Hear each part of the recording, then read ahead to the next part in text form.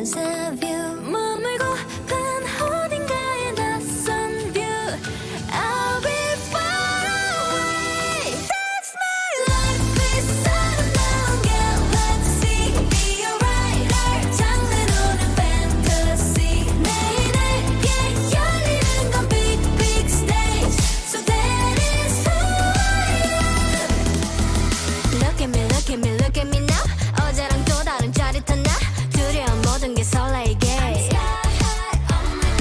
사소한 건 다 아득해져 Look at me now look at me now I'm on fire 넌 그냥 믿으면 돼 I'm on my way 보이는 그대로야 모든 그의 dreams come true 제일 좋은 어느 날의 deja vu 머물고픈 어딘가의 낯선 view I'll be far away That's my life is unknown galaxy Be a writer 장르로는 fantasy 내게 열리는 건 big big stage So that is who I am 어느 깊은 밤 길을 잃어도 차라리 날아올라 그럼 내가 지나가는 대로 길이거든 One two three one two three one two three fire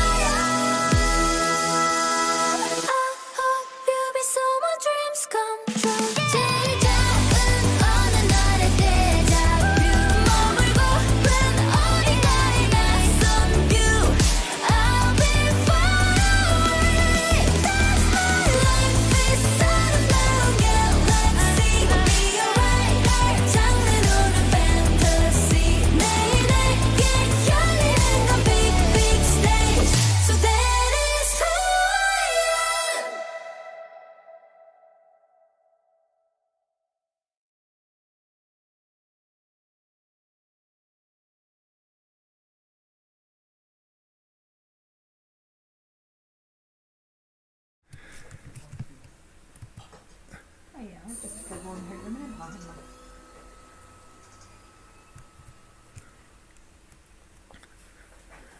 We apologise for the delay.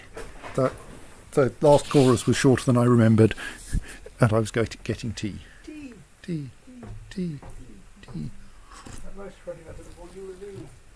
Oh, Stokes, and now I've spilt tea everywhere. Thank you, yes. Wipe it on my shirt, that's fine. Clean shirt tomorrow anyway. Right, yes, good.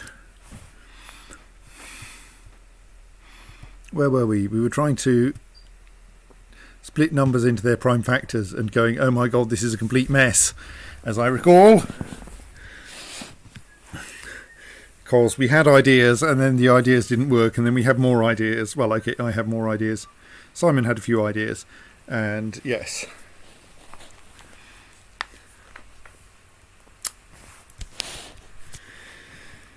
And this is, yes, it has not ended up anywhere very helpful. So, now I'm kind of wondering about just starting again. And seeing if we can structure this better.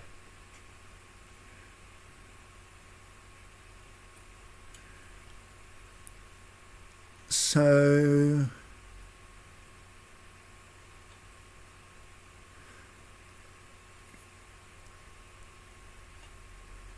it's an awful lot of loops, because we have something that proposes, oh god, I have a horrible plan, something that proposes numbers to try to divide by, and then something that like takes one of them and repeats it until we get a remainder, and then tries the next one, and things that shuffle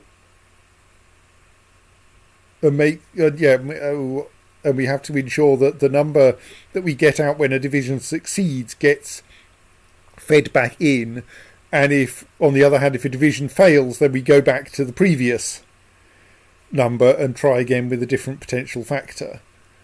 And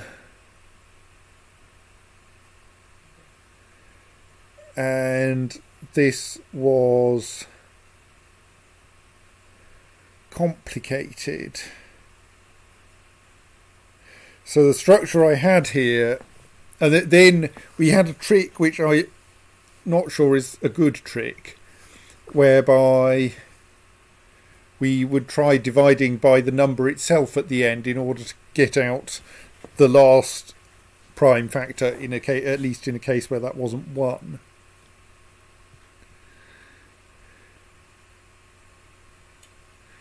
And like it all kinds of works, but we've got this big problem that this processor, which is the one that does the main repeated subtraction to achieve the division, is perpetually full.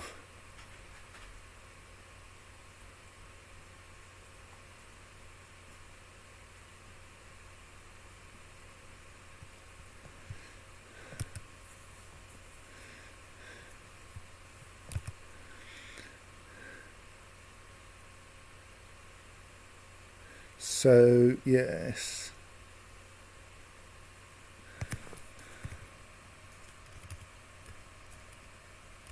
Something just went beep, but it is just a thing from eBay telling me that they're posting me a thing.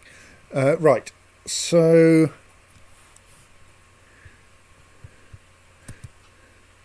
and like I think this one was in the position where it correctly found eventually the correct set of prime factors of 72,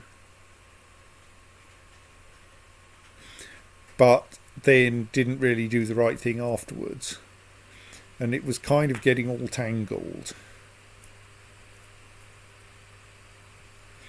And I wonder if part of the problem might be having this thing in control of things. Maybe it wants to be JRO controlled by another processor.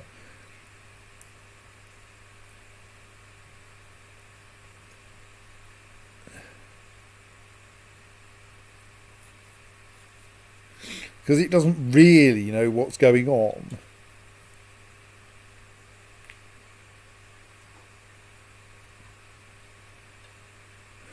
You know, I'm slightly wondering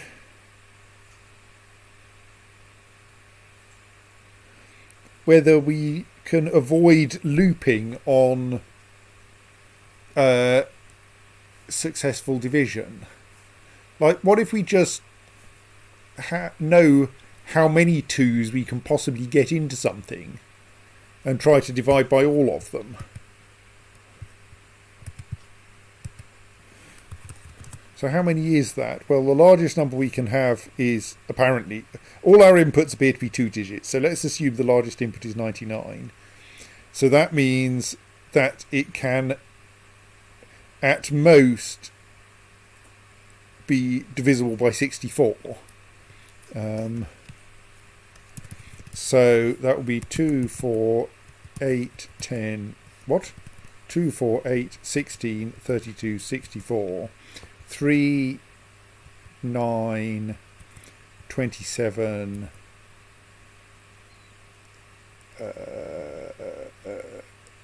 83, 4,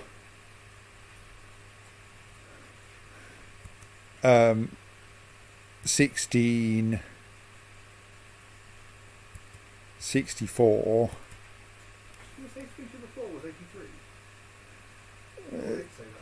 That might be what I claimed. It's probably not true, but it's close enough to true.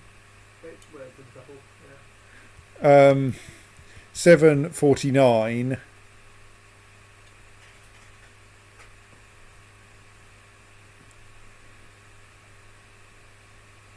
You're correct, Simon. 4 is not a prime.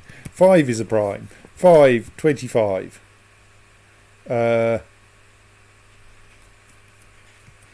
749. So actually we can get rid of some of the complexity here.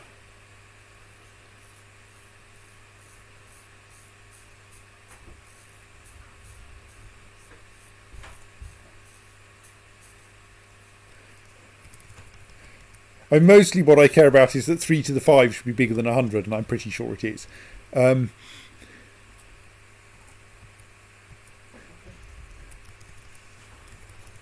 So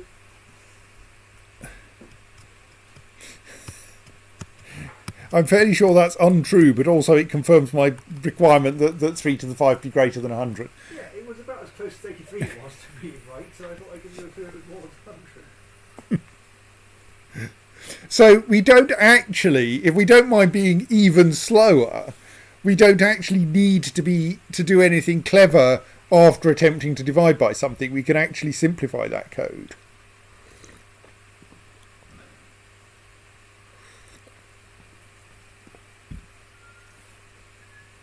So let's do that and see if we can make things fit if we do that.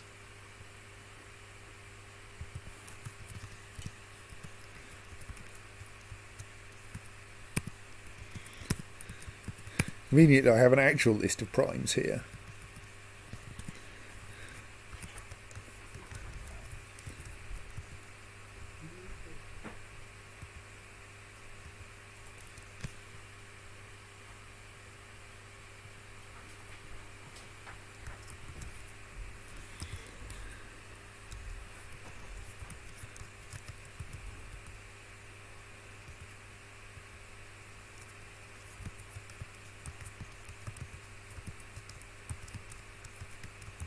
And then we even have enough room to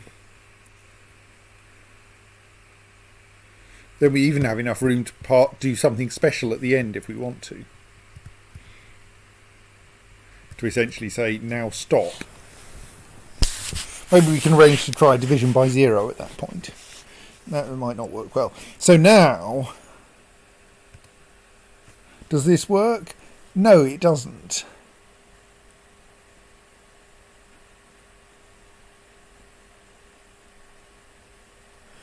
Because the problem now is that we depended on being able to rewind through the left-hand processor in order to allow us to repeatedly subtract the same number. And if we insist on doing this kind of thing, we can't do that. I mean, there are even sillier approaches, but that's going to be... Oh, gods, would that work? No, it won't. Well,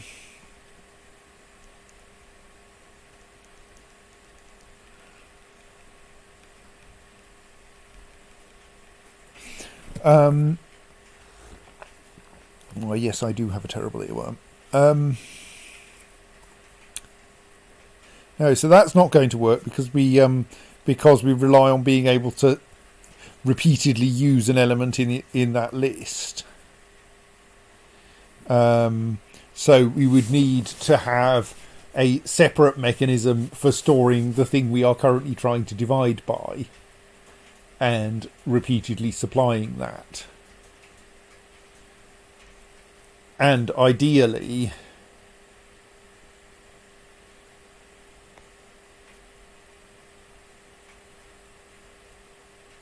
like, not taking a phenomenal amount of time to do that. So maybe that technique, while amusing, doesn't actually solve a problem.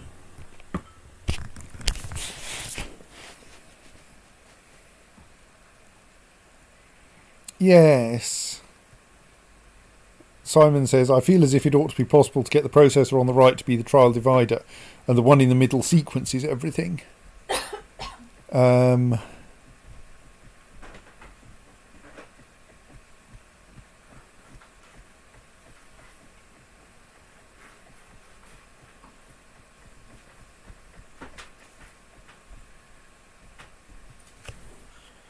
So...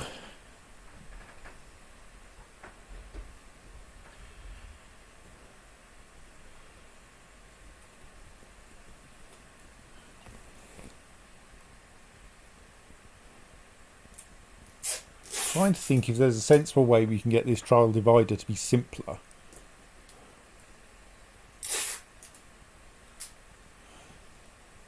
So the awkward bit is this.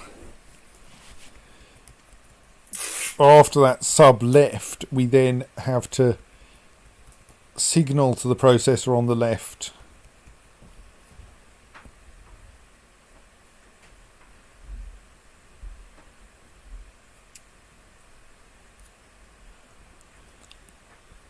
what it should do next to get the next thing out of it.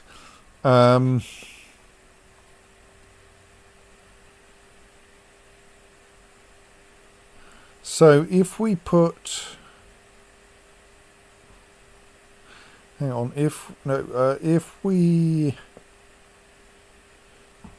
had, say, something that could temporarily store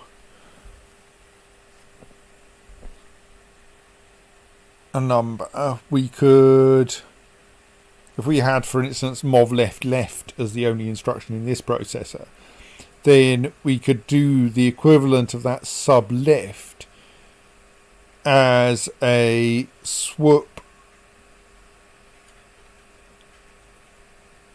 No, mov ac right, swoop sub right, sav. That's 4 instructions, but that's actually worse than our mov -1 left, even if we do it several times, even though you have quite a lot of having to mov things left. Right, I'm going to put this back the way it was, even though it was an amusing idea. Because I think that trick will not work, though we should remember that in case we have to do something even sillier.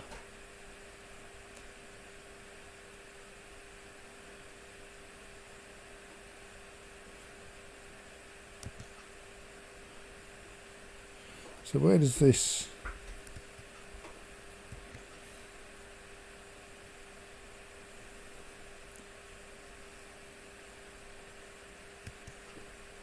Yeah, that has a particularly stupid bit of code in it at the moment, doesn't it?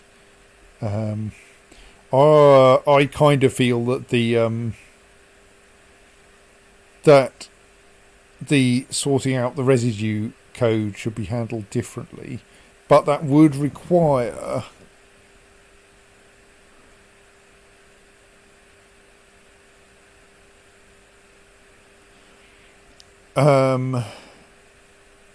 wringing an extra instruction out of this.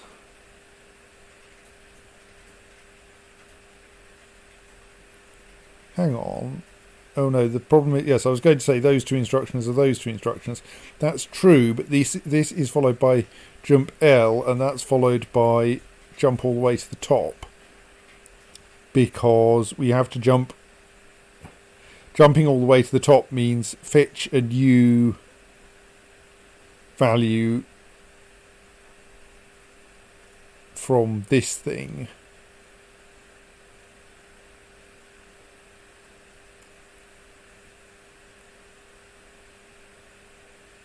Which jump L doesn't, because jump L is essentially we are still in the processing loop.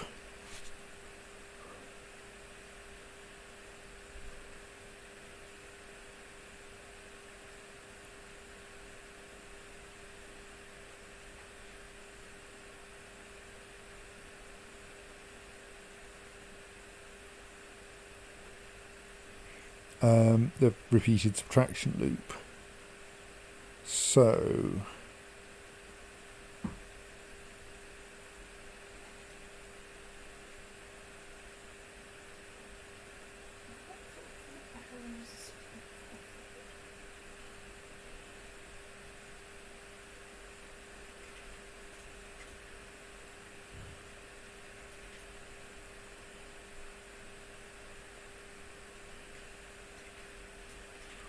the thing is, this one's rather crammed as well.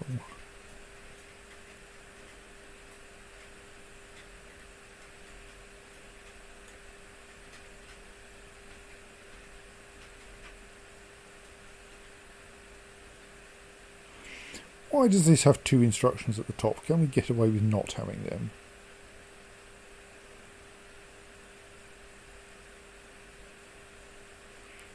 Right, is there actually a jump T anywhere in this? I don't think there is.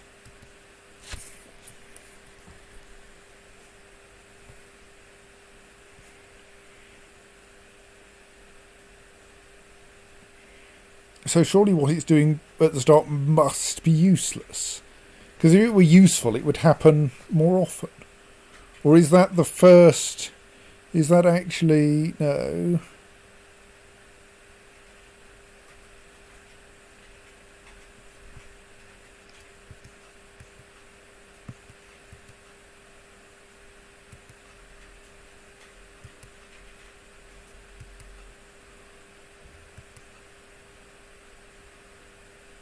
That's that section, isn't it? That's the 8 routine. Repeated. So there's no good reason... Yes, there's no good reason why those have to be down at 8. I mean, I'm not sure this helps us, but it gets us some spare instructions in one of the crammed processors, which might help. So 8, it should instead be called -2.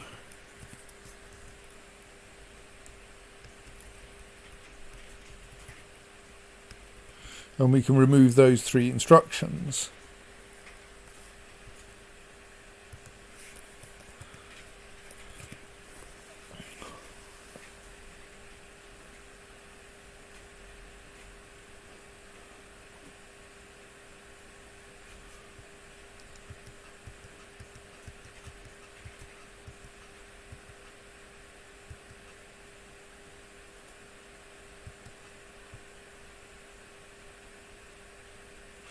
Yes, Simon points out that now 11 should be called 8.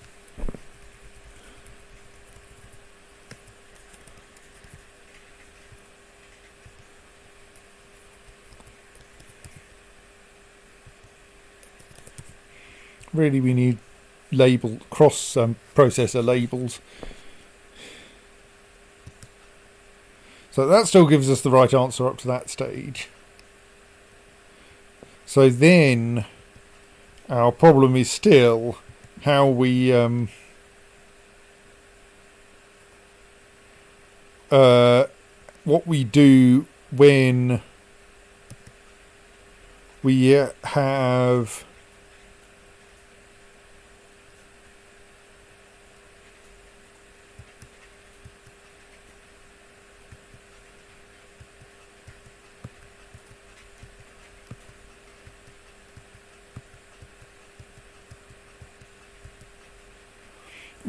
when we end up having a 1 here, and what we really want to do at this point is to know in this processor that we want to send that downwards.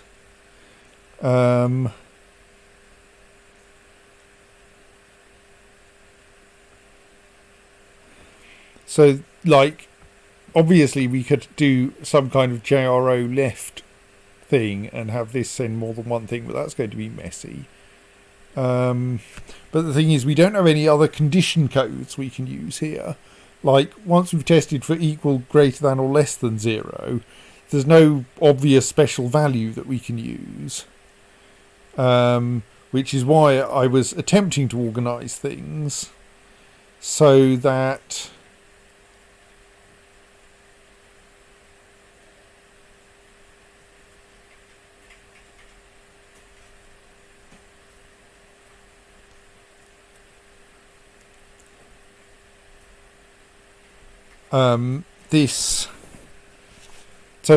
so that we had this do its something akin at least to its normal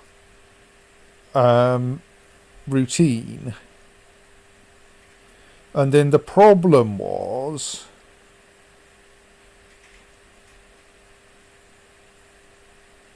that it kind of everything ended up happening early.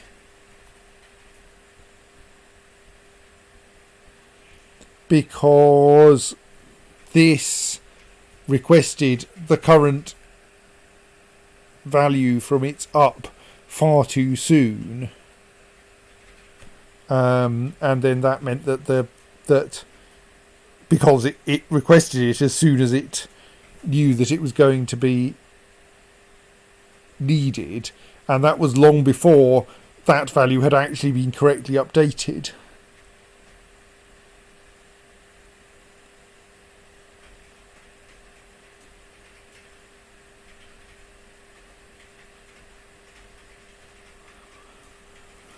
So that made it kind of awkward.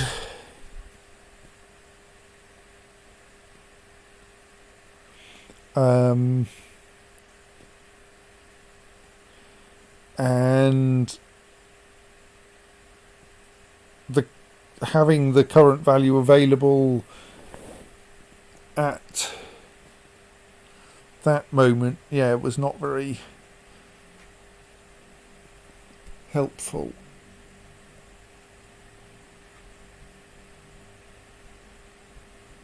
So I wonder if there's another way we can fool this.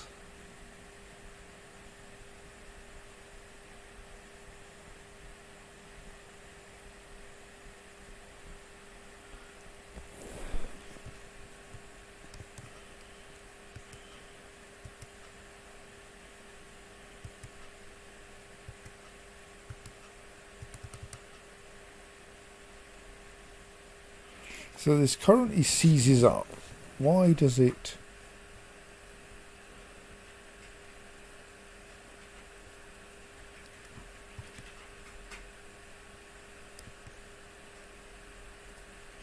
It's kind of okay to pass the odd zero rightwards if you really want to.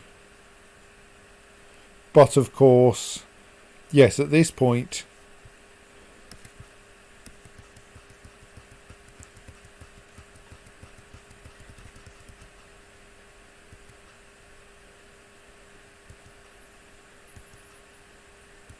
that then stops because we need another JRO there. And we don't really want that JRO to actually repeat sending that zero, because then we'll end up repeatedly sending a zero, which is kind of unhelpful.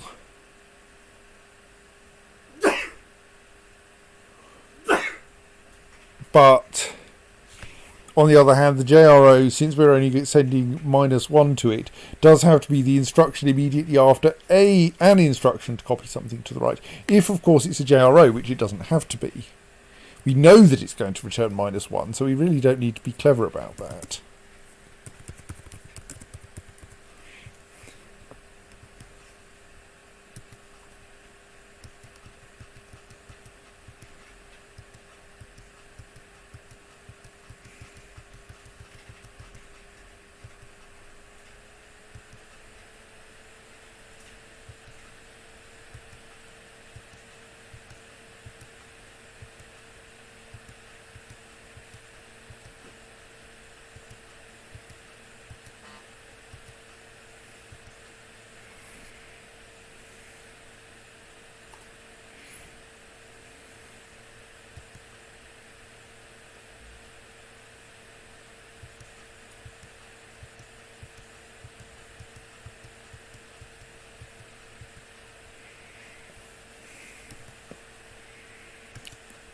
So that gets us very slightly further, in that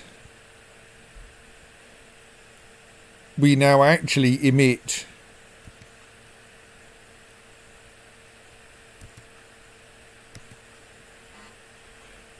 that one which Simon suggested we needed to detect and filter out.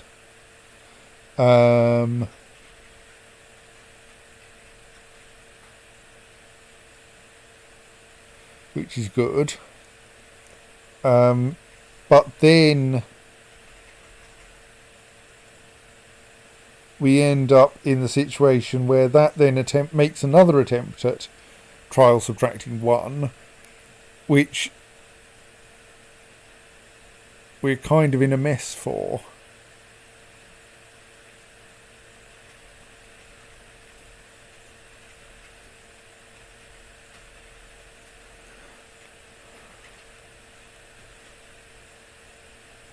But the thing is, again, we don't really care. We know that trial subtraction is going to succeed. So we can just throw it away.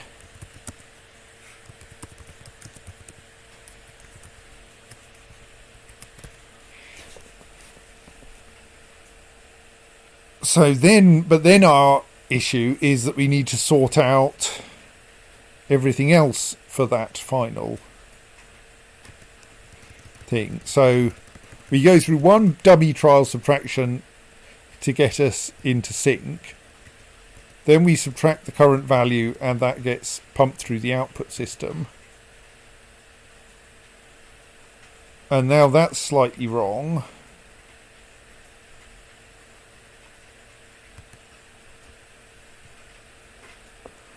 Because... oh, yes.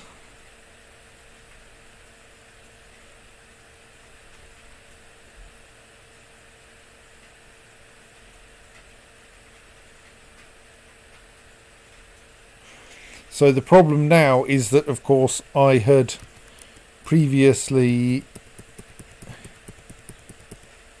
with that version, arranged that this did actually run that MOVAC right enough times to output the final value and then the final value for subtraction and then the final value again for the actual output.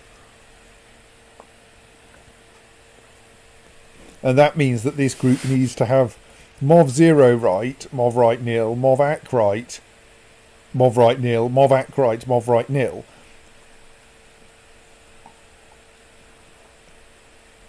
And that's rather too many instructions.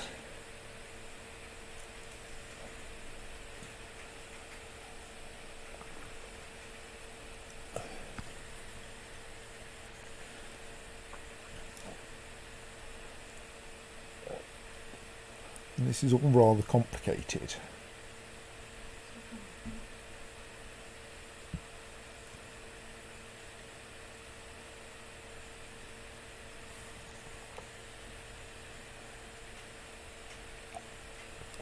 So I'm going to sit here and drink tea and ponder a bit.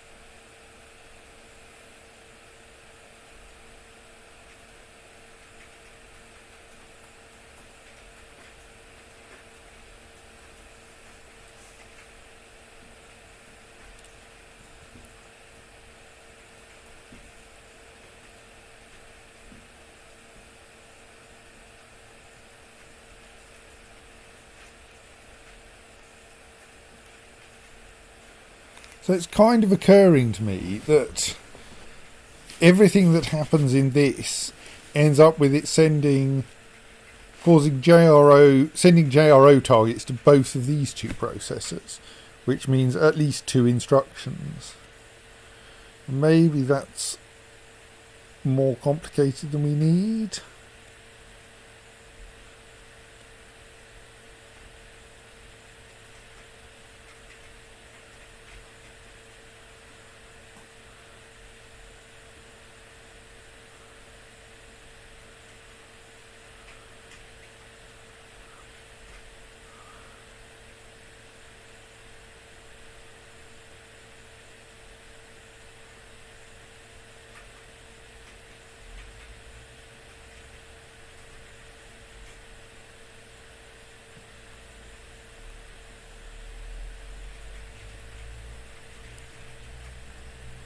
Oh, we can.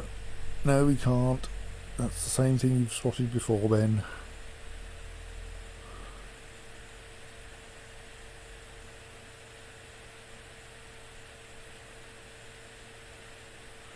So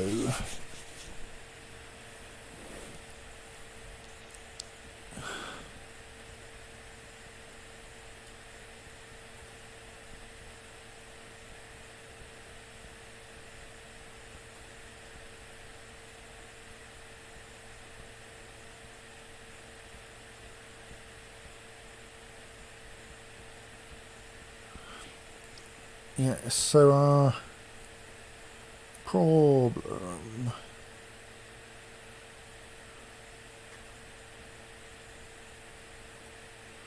is in part to do with the fact that this one is the thing that actually knows when we've run out of numbers to divide by, and that it has this rather weird mechanism of signalling the fact. But any alternative would involve it spending an instruction to signal that it hasn't run out repeatedly, and that's going to be much more expensive in terms of instructions. And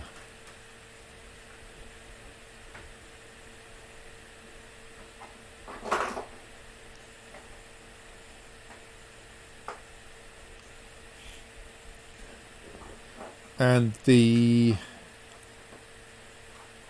subtractor, given it doesn't have any way that we can make it do something special easily, like because what we want is for it to have a way of spit out the current value, and we currently have a truly horrible way of persuading it to do so.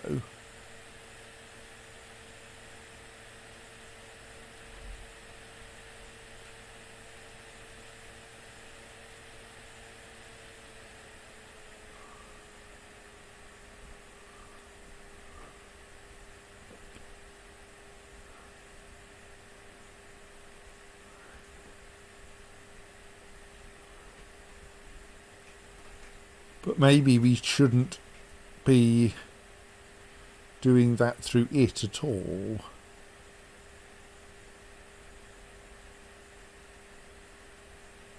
Maybe it would be simpler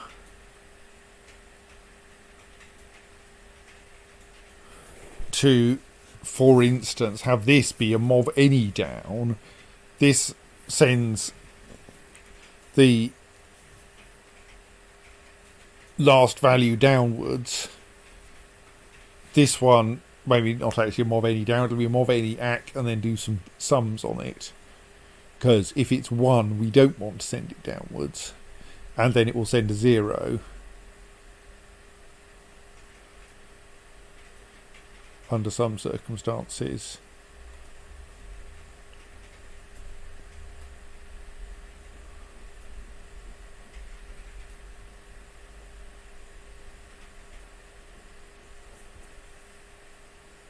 And then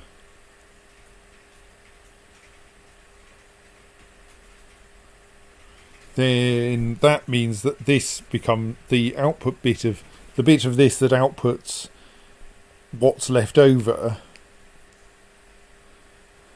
becomes kind of simpler, but there's this continuing problem that it's ready too soon.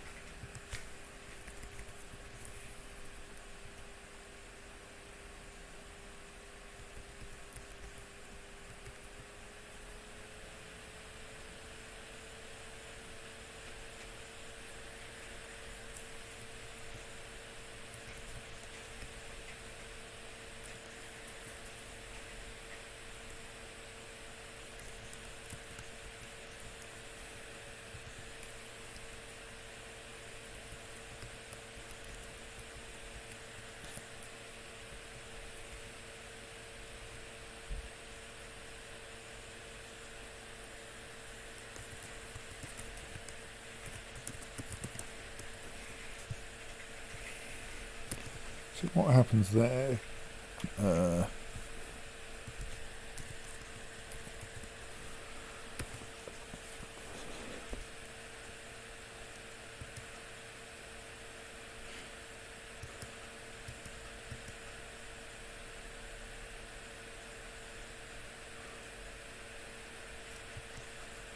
So at this point,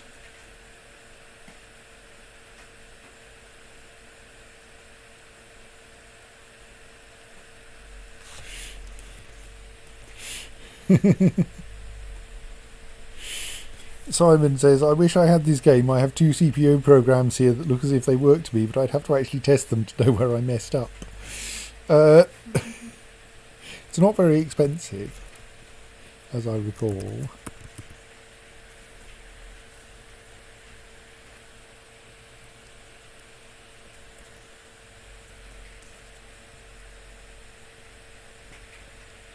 Currently £2.99 on GOG.com, probably something similar on Steam.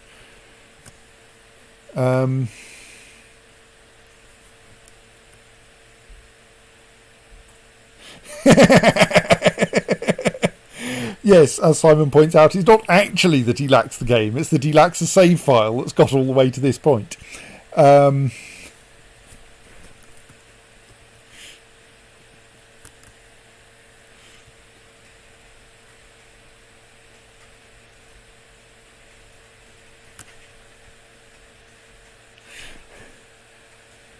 Strictly, you don't need a save file that gets to this point. You merely need a one that one of the sandboxes, I suspect.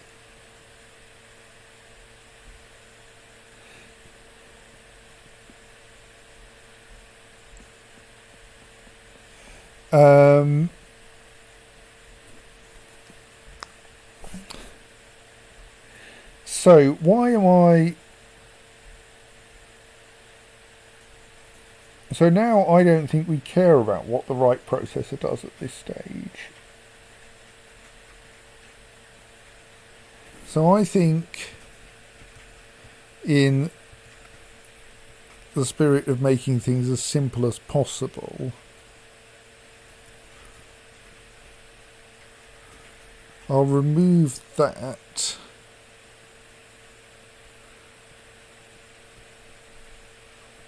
And that. And actually that. And stick a breakpoint there.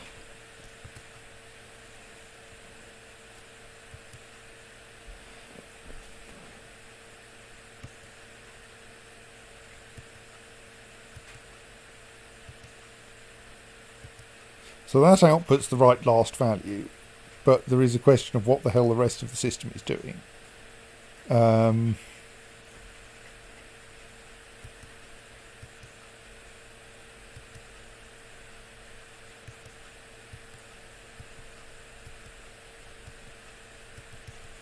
answer, of course, being that it's crashing.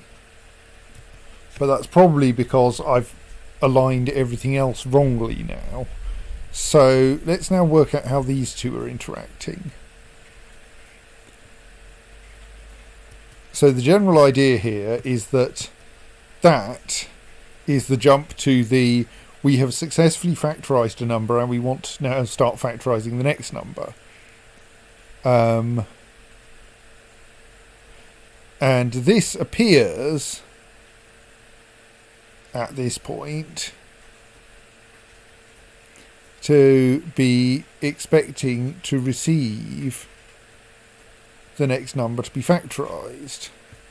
So do I actually just delete those two instructions? What will that do, I wonder?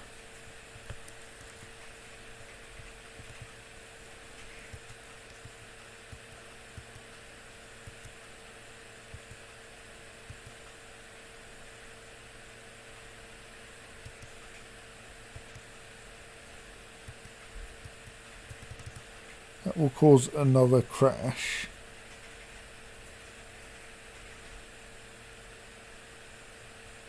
because actually we don't want that there. Okay, let's try that.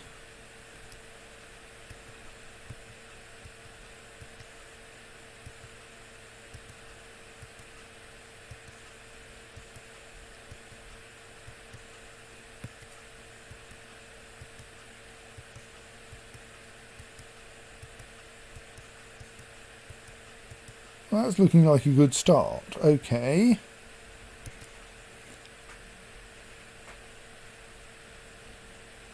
We should find that that's not divisible by 2, but is divisible by 3.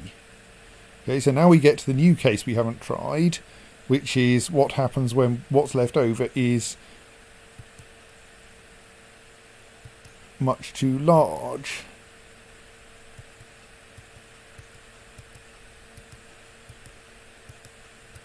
And that seems to work. Okay, maybe we've got this right now. Let's see. It's very slow.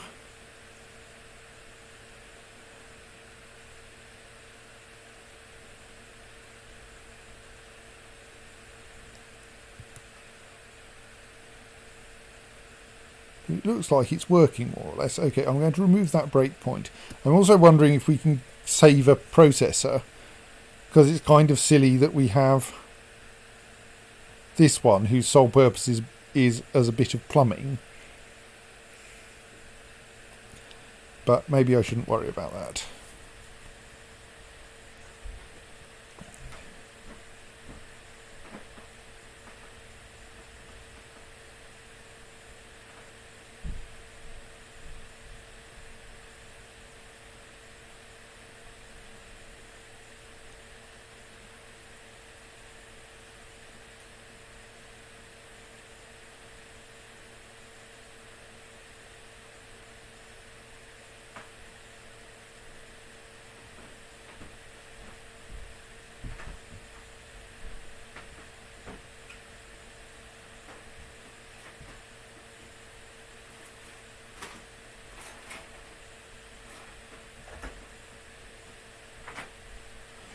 This all looks like it's working correctly. And it's basically the design we thought of last night, or Friday night, which is nice. Mostly I discovered that I had unnecessary amounts of complexity in it, especially since I was going to need something to do the output post-processing anyway.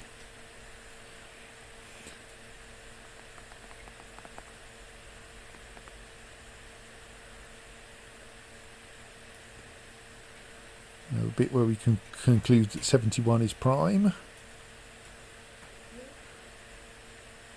There we go.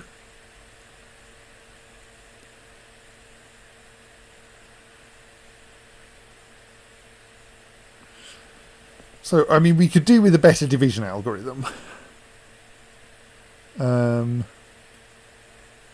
But a better division algorithm is probably more complicated in this processor, which is the one that we have no space in.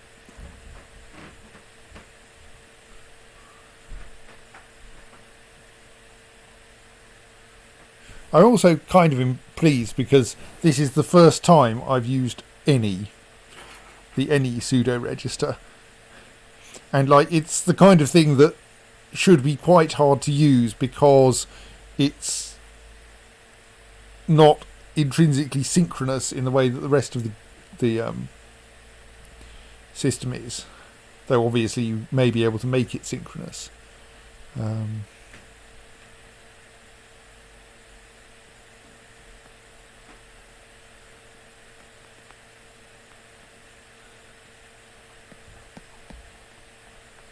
And I got to use last.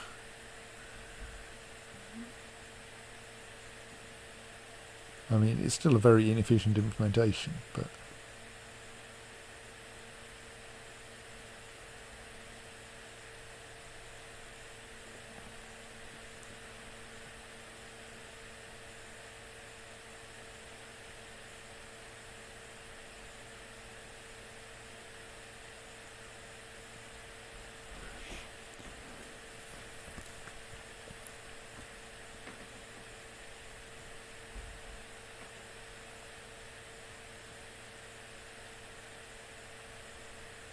I wonder if it...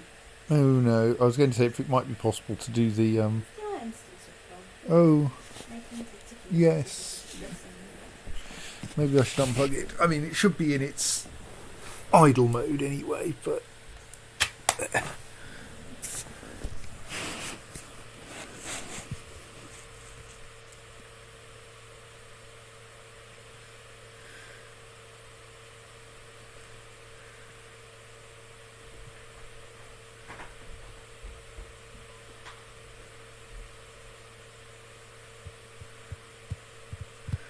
I mean, yes. If you have £2.99 to spare, I do think TIS-100 is quite a good game. I mean, if you happen to like assembly language programming on horrible machines.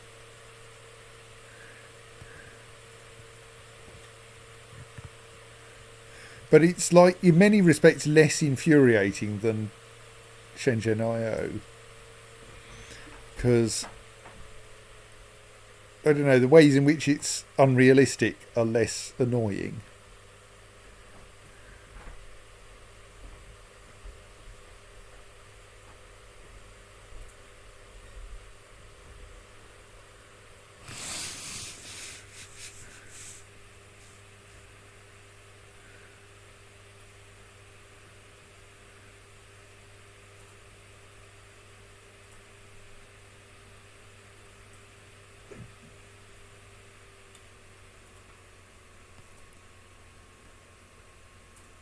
I could probably hit fast at some point, couldn't I?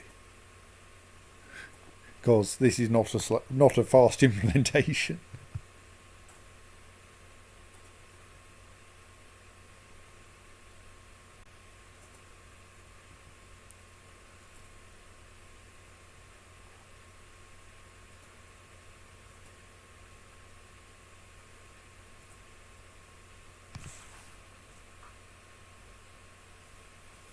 Hey, who's left the defensive tactics? It's, Unusual.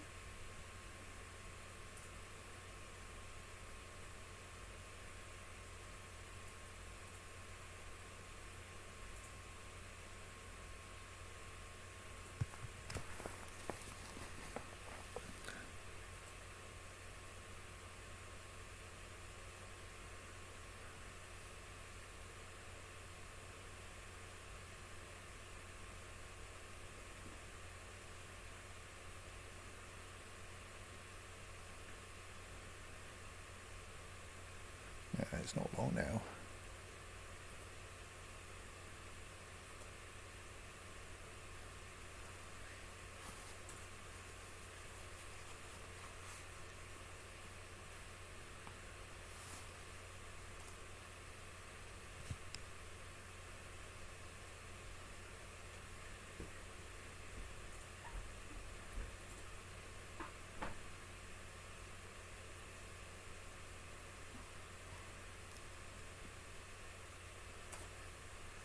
Okay. What's the point there? One army raised, and I know what they're going to do. And while they're doing that, if it's pushing rebellion, I shall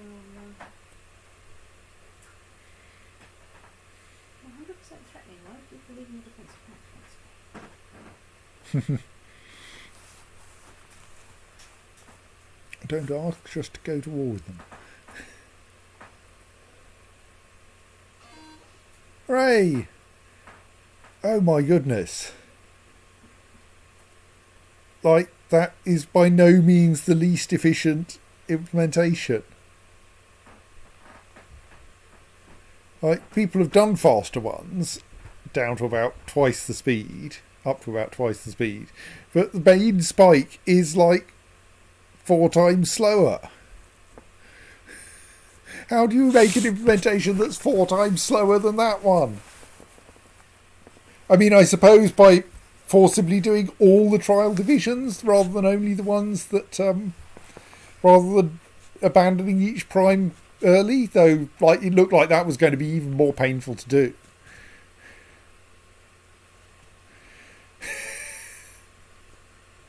Yes, I suppose Simon suggests you make it slower by not knowing what the primes are. So obviously you first run a sieve of Eratosthenes in order to calculate them. Maybe not. I mean, I was pretty close to 5 nodes, except that I couldn't work out how to... I couldn't find a convenient way to route that last number through a different node.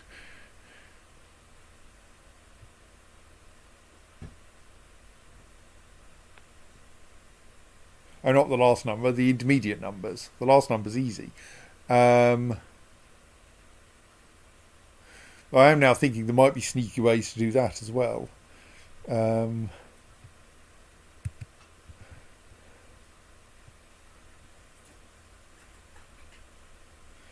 No, that's going to be messy, isn't it? You'd need something that would happen after every one of these JROs to essentially send the same... Oh, it might be feasible. Send the same value downwards. Might, you know... What would happen if we were to add...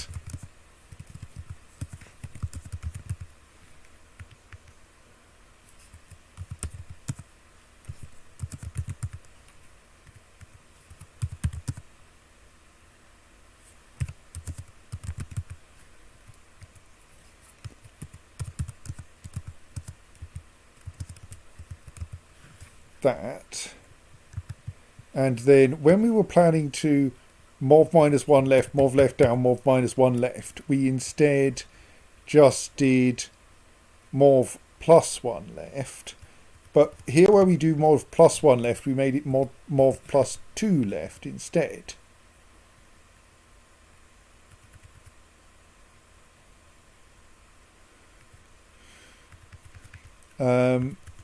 And this instead becomes mov +1 left. No, the reason that doesn't work is that we actually want to go backwards at that point, yes. So that doesn't work. Okay, no, because we don't want to send the current prime downwards and then go on to process the next one. We want to send the current prime downwards and then go backwards to process the same one again, and that requires yet another extra jump, and we don't even slightly have the space for that. And we can't move that mov n down to anywhere else, because anywhere else and it will fire at the wrong moment, I think.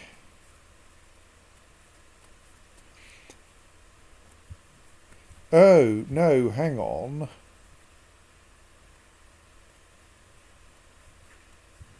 Oh, gods, we can do it, except for that first 2. Because if we put the mov n down just before the mov n right, then we could skip over it on the first time we processed a prime.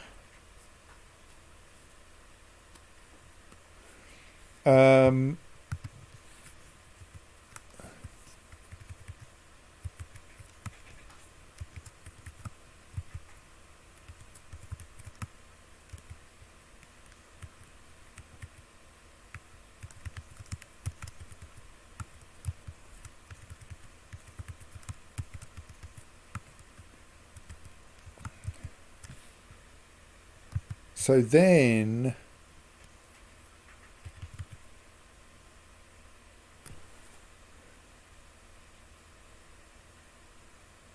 that plus 2 would remain a plus 2. That minus 1 would become a minus 2. The minus 1 there remains a minus 1. And that will then work correctly, I think.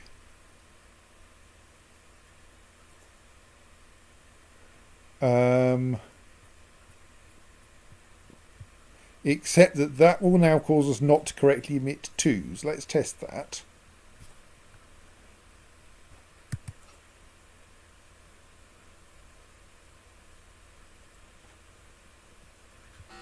Hang on, what the hell's going on there? That's completely wrong. Having done MOV plus 1 left in order to... Hang on, what? No. The equal case is when we've just successfully worked something out. That's MOV minus 2 left.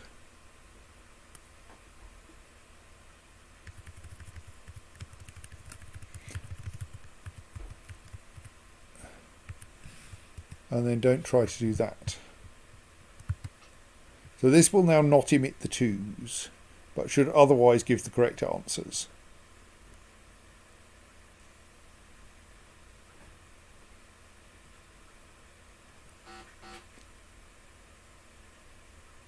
Ooh, it crashed.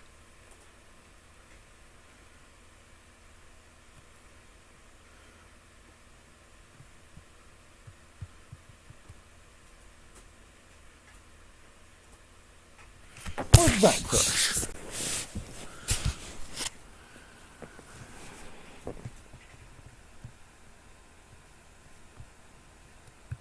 And also let's add the bit for doing the 2s as well.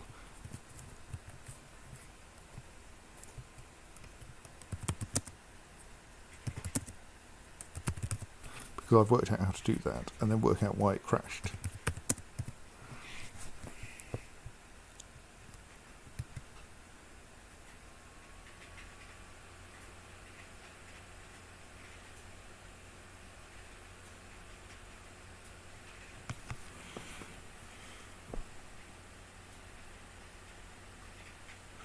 So that's doing the right thing.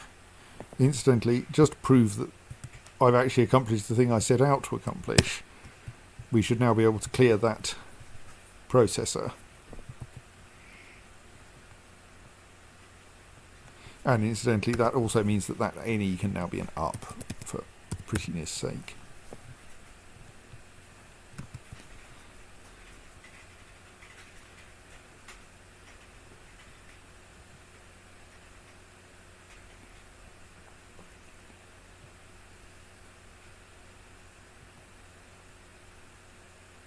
So then this thinks that the up processor... Oh, that's now skipping an instruction, of course. We need a dummy instruction after that JRO write in order to...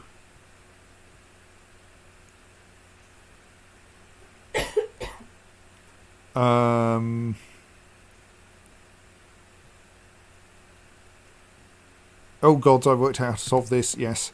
In order to give it, in order to ensure that that jump forward 2 goes on to that MOV up down. And I know how to fix this. We don't need to do that jump over that first instruction. We need to have the output processor discard the first 2 it sees. And that's actually quite easy to do. All that we need to do for that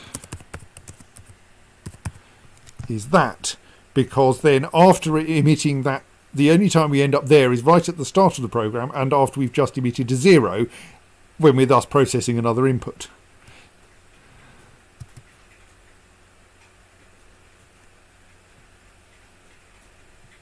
So let's see if that works.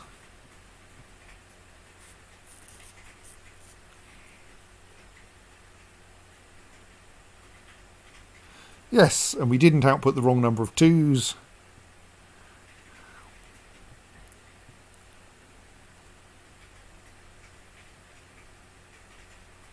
Let's check it on one where the final number is not 1. Right.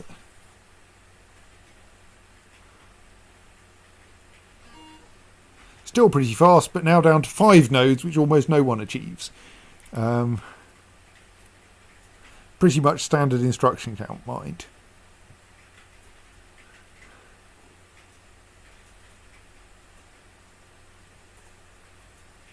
But I like getting it down to 5 nodes because that one node that did almost nothing was kind of upsetting me.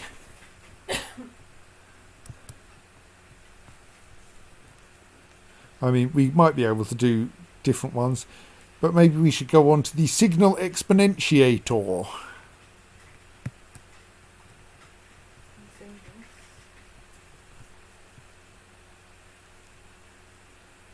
Very long tail on this one in terms of instruction count. Looks to be mostly achievable in 5 nodes though. Oh gods, it has a stack memory. Read values from in.a and in.b. Raise in.a to the power of in.b. Write result to out. Well, that sounds simple.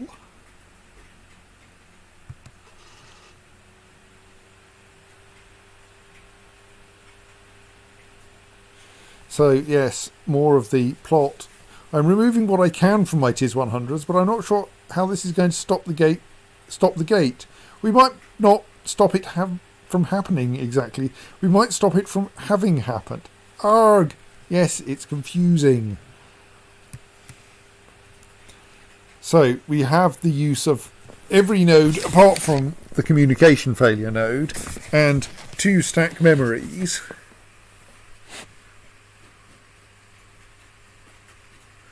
And our job is to raise in.a to the power in.b.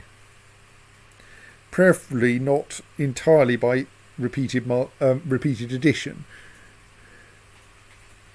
Because like that will get a bit tedious when our output is 999. Or not quite 999.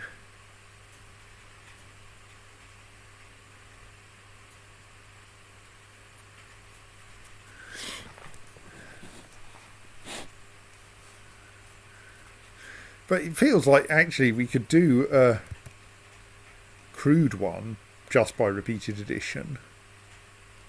And then maybe we do a better one afterwards.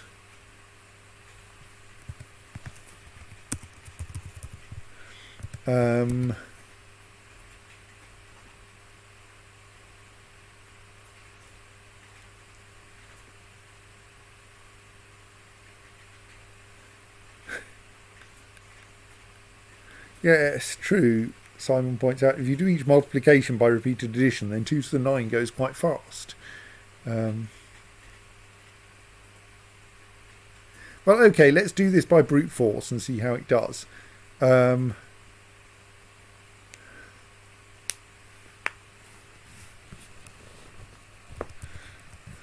So if we...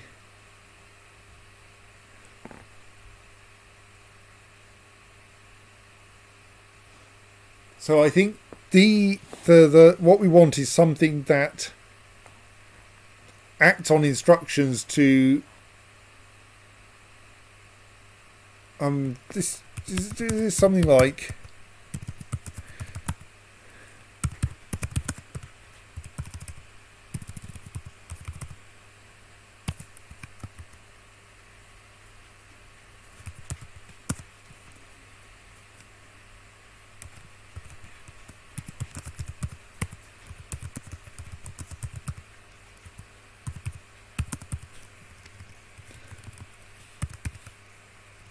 and the other alternative is we just jump back an instruction.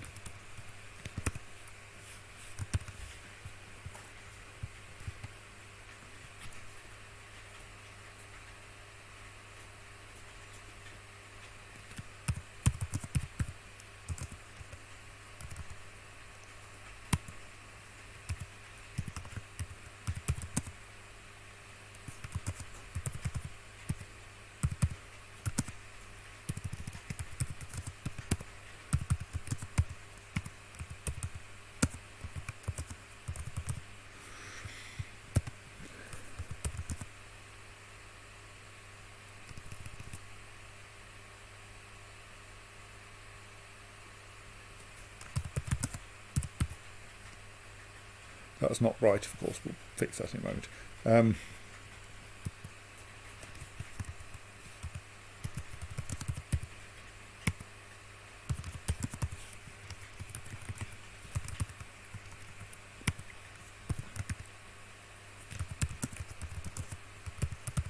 Why is the output down there? I want it down here.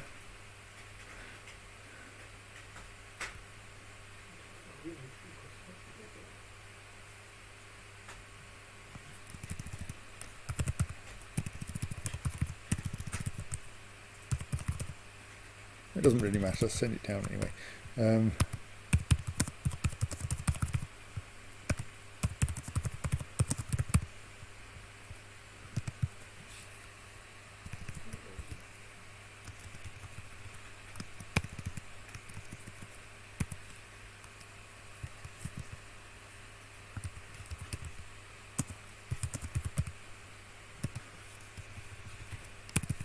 I mean, is that the answer? No. Got the first one right though.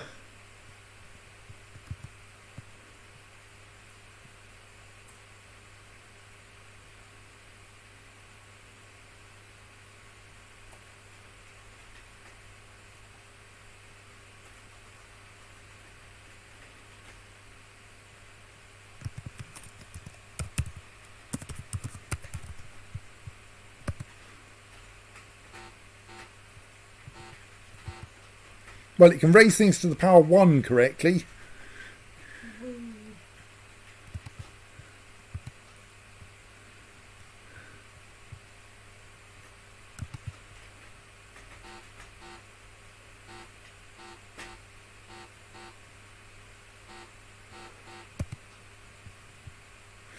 It thinks 9 cubed is 27, which suggests it's multiplying instead of exponentiating.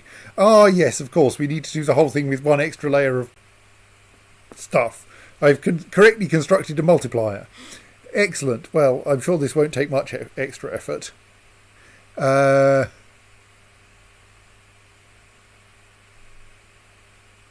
does that just mean we need to move the entire program down one row of processors and then add an extra layer at the top? I think it might.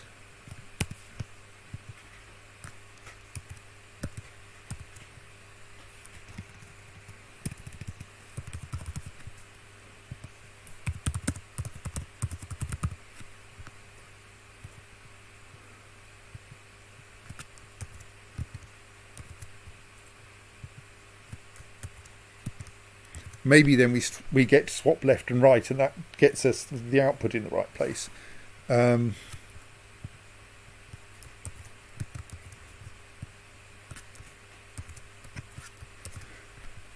So then what it actually wants to do is have a very similar thing here.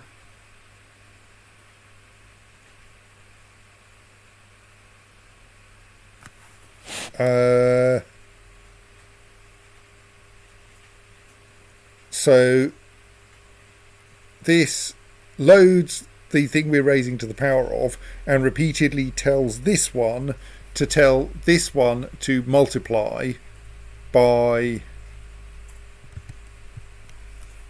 thing, and this one then obviously that now becomes JRO up. We don't know if we want that at all, that processor at all, but surely yes.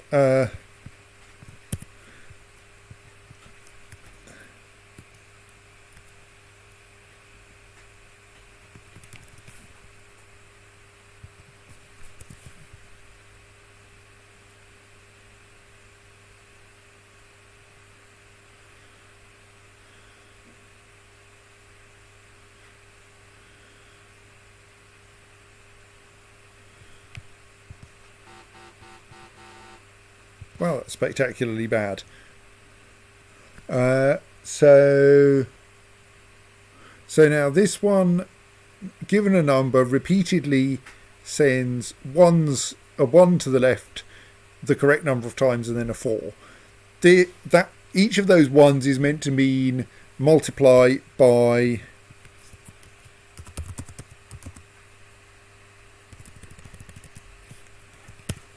n.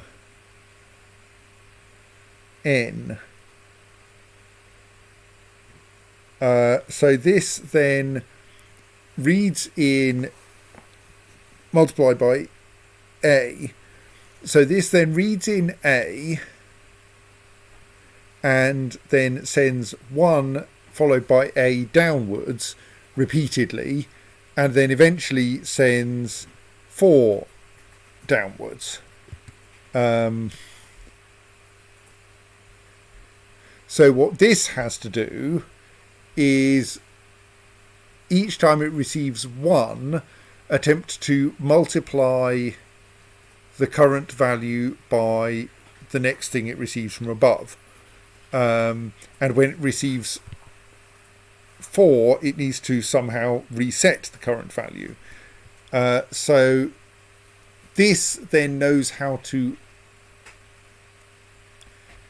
do multiplication by repeated addition, but that means that this one needs to keep an accumulator that's actually the number that we're currently trying to that's our current result of multiplication. So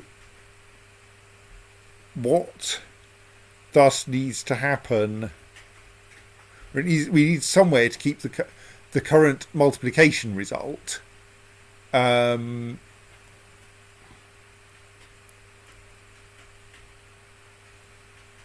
which is the thing that we are repeatedly adding, and so is the thing that has to be sitting in this thing's accumulator and repeatedly pass through that MOVAC down. So that means that after a multiplication, we need to get back the correct value from down here. So that means we need one operation that is, which means that when we complete that, we want to, but that means we need another down counter, doesn't it? Because this is counting down by the power we're raising to, but we need something else to count down by the thing we are multiplying by.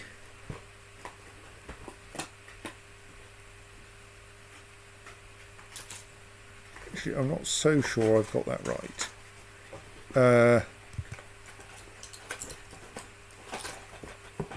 So at any given time we have a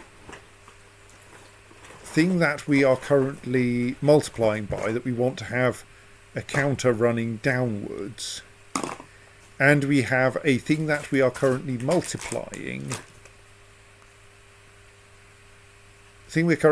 by that we want to have as a count which we received from here. So this, I think I'm going to clear out these and then rewrite them from scratch, though they will end up looking very similar. So this one wants to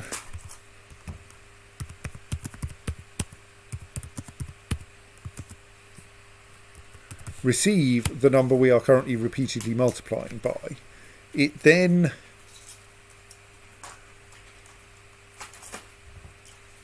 it will get called once for each multiplication, past 1 for each time we do the multiplication.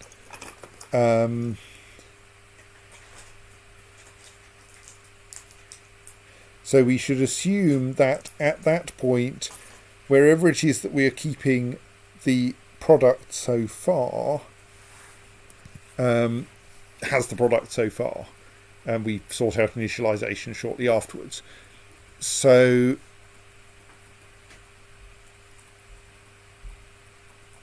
that means, so say we have the product so far in this process as accumulator, that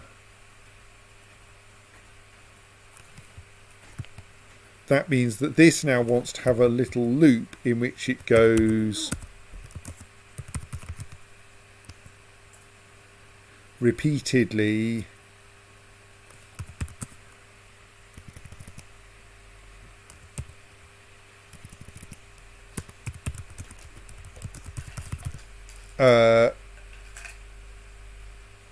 hang on.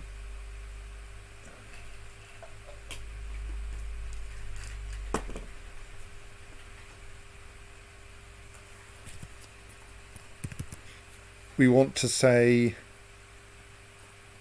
for each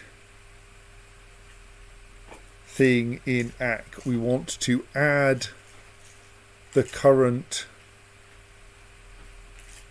We want to, hang on. We're trying to multiply the current product by some number, which means that we need to repeatedly add it to 0, which means, okay, how about if we actually have that be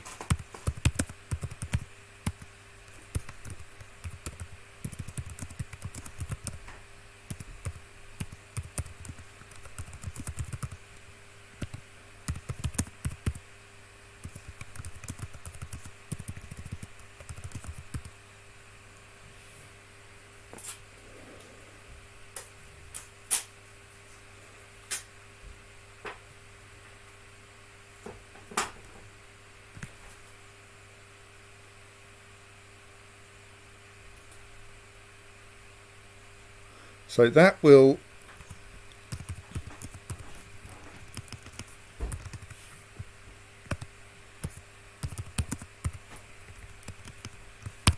so that's the correct set of things for, I think, the actual loop. And then we need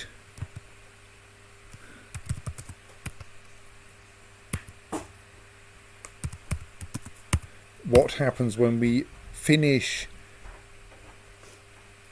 a multiplication cycle, which is that we then signal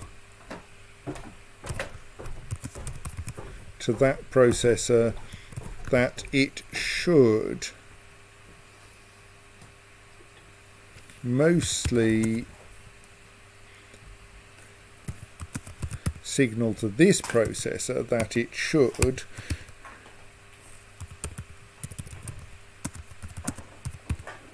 send a new copy of the current accumulator upwards,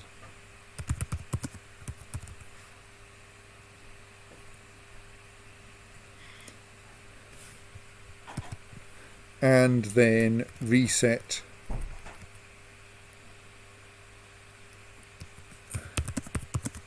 the accumulator to 0.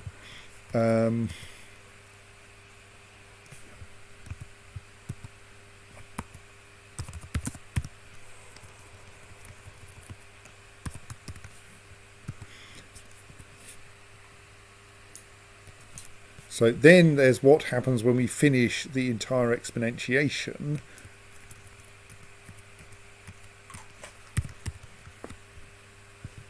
What happens when we finish the entire exponentiation is that we want to take a different route again.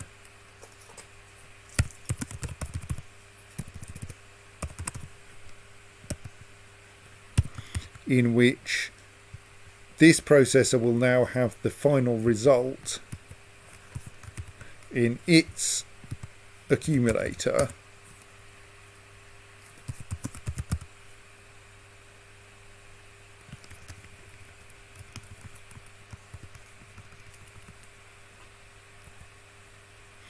so we just need to tell it to output it. Then obviously it also needs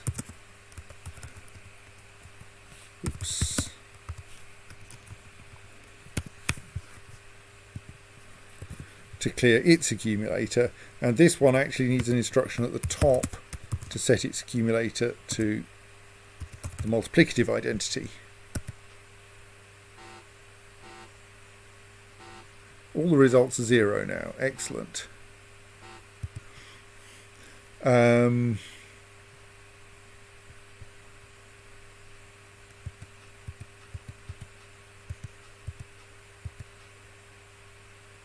So how should raising 6 to the power 1 work? It should work by this counts up to 1, so it only does 1 loop. This one thus once sends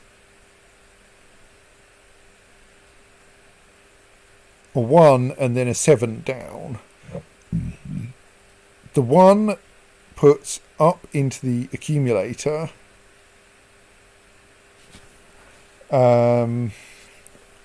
puts 7 into the 6 into the accumulator, then asks that to repeatedly what? No, we need to repeatedly add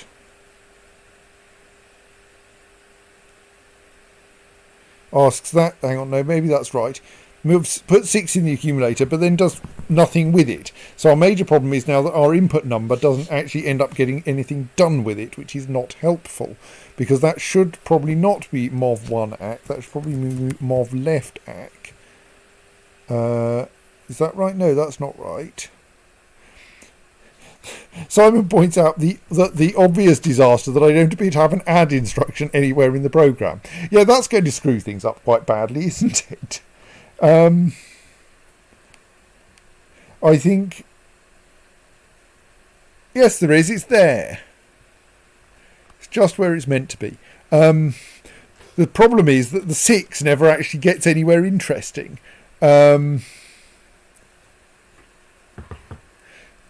So that doesn't add up when it gets a when it arrives there. That does MOV ACK down, but that's obviously not what we want to do. If ACK contains 1, we want, so ACK obviously has to contain something other than 1. Indeed, at this point, it obviously wants to contain 6. So I think, but what do we actually want to achieve here? We want, if we're raising 6 to the power 1, that means we want probably sensibly to take 1 and multiply it by 6 once. So that means that we want to load 1 into our accumulator here, check, and send it downwards 6 times. So that means that when that this wants to do MOV1 right a total of 6 times, which looks like it's fine. We MOV up ACK, MOV1 right, sub 1, go back round to there. We will thus end up MOVing 1 right 6 times. That means that this will then end up adding 1 to 0, which is what ACK starts up with 6 times.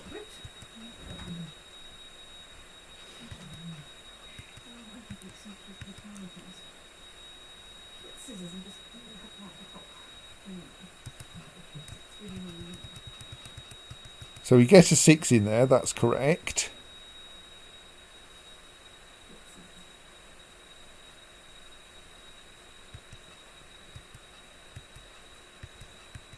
One, 2, 3, 4, 5, 6.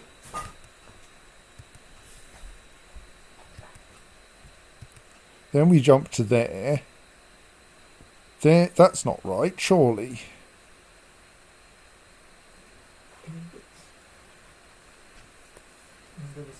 Or maybe it is. So then we...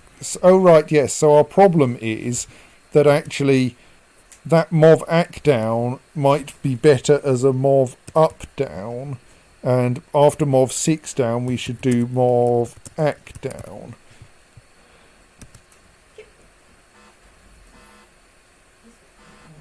Right, we've got some ones spewing out, and also some wrong answers.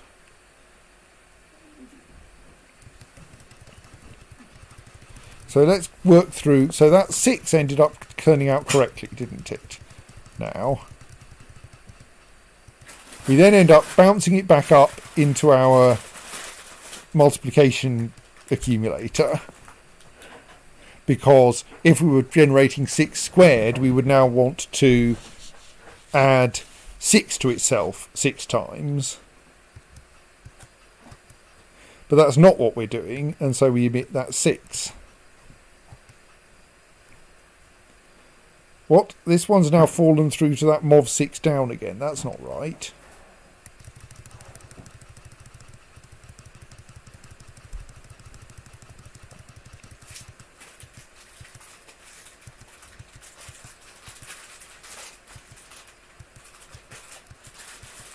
So that's end of multiplication. Oh, we're missing a jump there.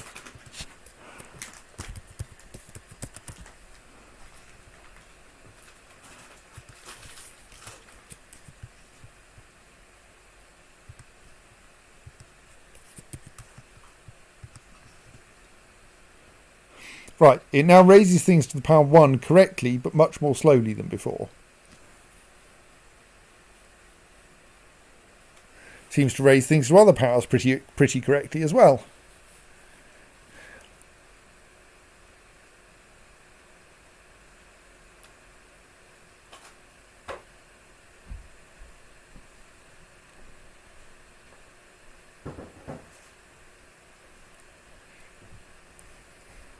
There are various things that I can do to make this a bit faster.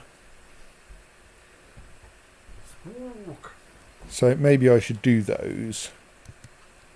Essentially, we should make the common case, which in this case is the 1 loop entry, be at the bottom, because then we can drop that.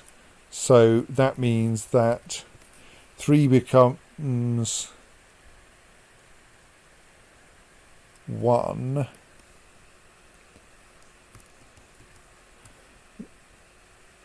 One, 2, 3, 4, 5, 6. Yeah, this is just going to be awkward, isn't it? 3 becomes 1.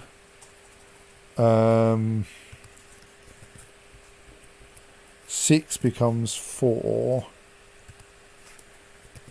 And that which one of these was a 6 before, which will obviously be the first one, becomes 6. Does that still work correctly? No, because I've screwed it up somehow. Let's undo all those changes. Well, not all of them. And do them in the correct order, which is start by redefining 6 to be 4. 1, 2, 3, 4. So that doesn't lead to a collision. Then redefine 1 to be 6. And then redefine 3 to be 1. This may still not work, but at least I know I've got that transformation correct now. Okay, it still has a weird crash. Because I've lost a jump L. Or rather, I didn't insert it. The uncommon case now needs a jump, of course. So that 6 now becomes a 7. That 6 now becomes a 7. So that should reduce the number of cycles slightly. And similarly, on this side, that jump T is going to be taken much more often than the fall through from the bottom here.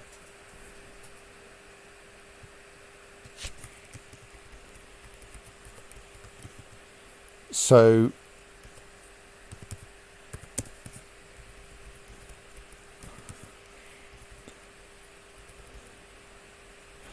then we can rename 1 to 3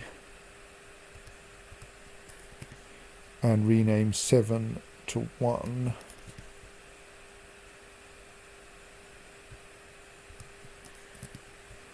and just remove that instruction. Here though we can't rearrange things because we need them in that order for reasons.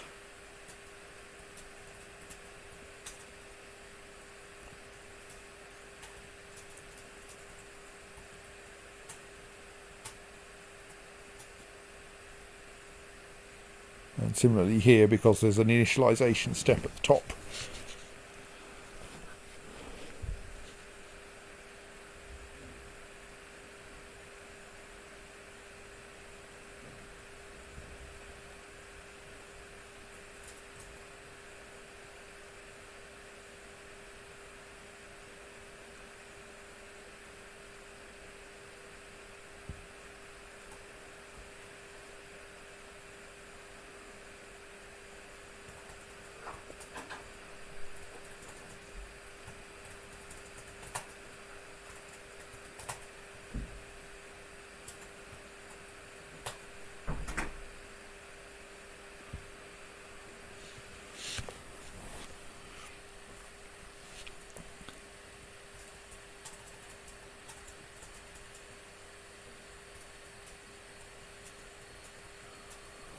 Right, that seems to be working. Let's hit the fast button. And there we are, slap in the middle of the modal cycle count. I'm impressed that people managed to be much slower than that, but...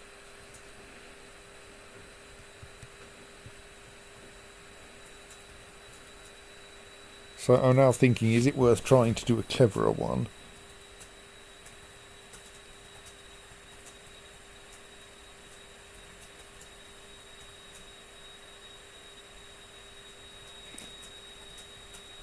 Though our attempts at clever multiplication in the past have not always been helpful when the numbers are very small, which they generally are here.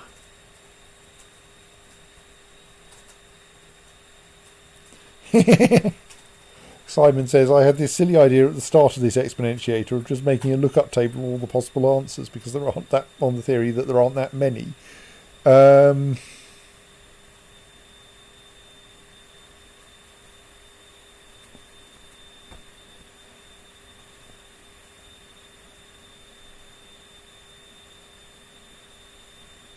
I mean, once we've dealt with the obvious anything to the power 1 is that thing, and 1 to the power anything is 1, which obviously you're going to find quite hard to get out of a lookup table.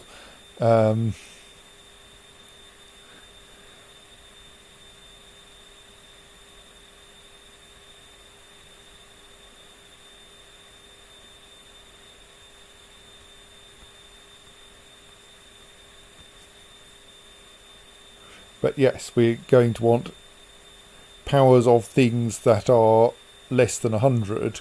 So the thing that we're raising to the power can't be bigger than 10. I mean, the base can't be bigger than 10 because if the base is 11, then 11 squared already overflows.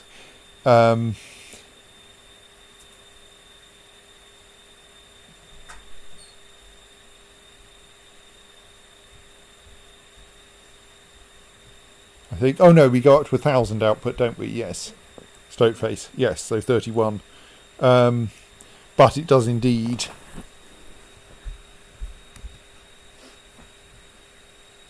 Yes, the largest input values are indeed 10.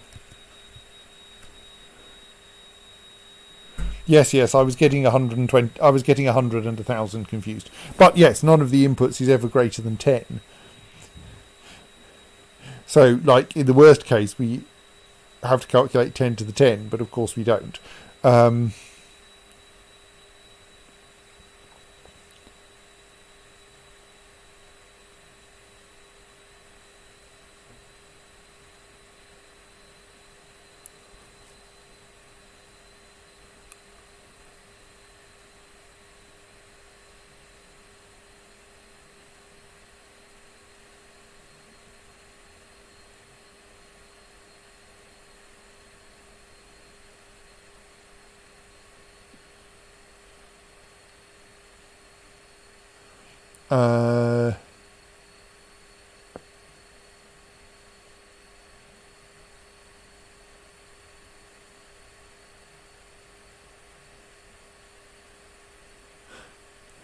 So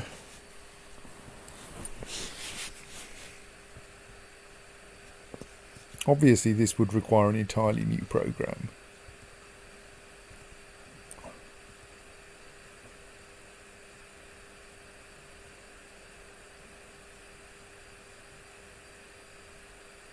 So the various things we need are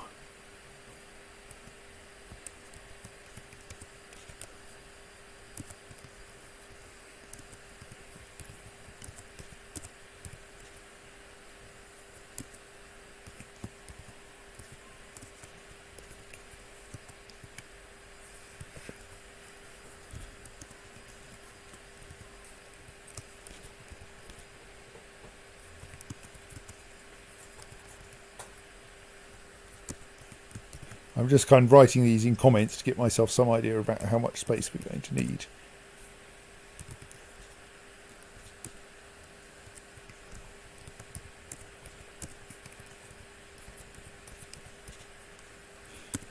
You can correct my arithmetic if I screw it up.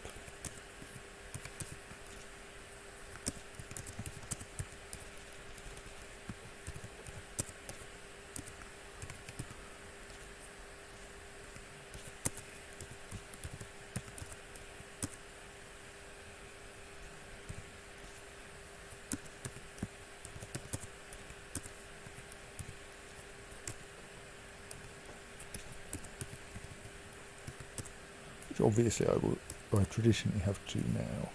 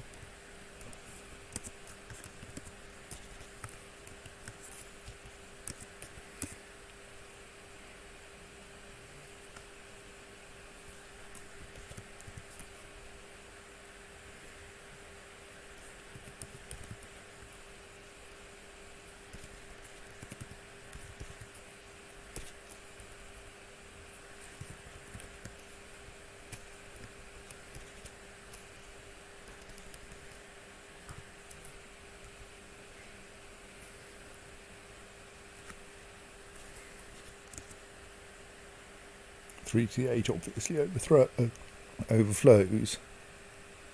Yeah, so Simon says 28 lookup entries in total. So that shouldn't be, that's easily fitted into the number of nodes we've got if we don't have to have any instructions in between them.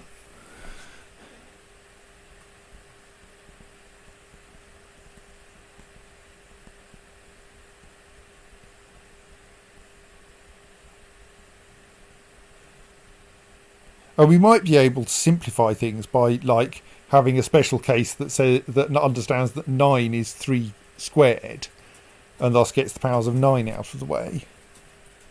And 4 is 2 squared, and thus we can if we have 4 to the power of something, that's 2 to the power of twice that, and that doesn't need us to store any more lookup table entries. Of course, and multiplying by 2 is cheap.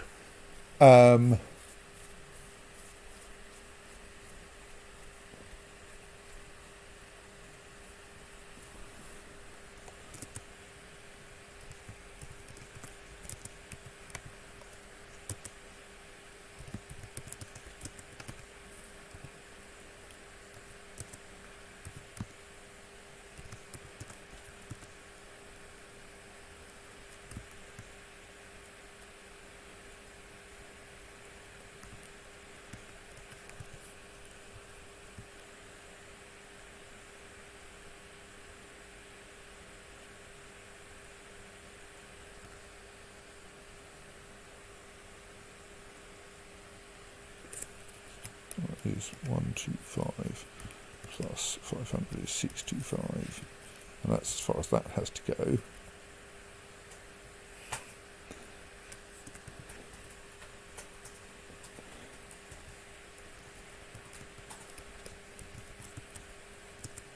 And I think if we eliminate though just the 9s and the, if we just eliminate the 4s, that makes things fairly easy.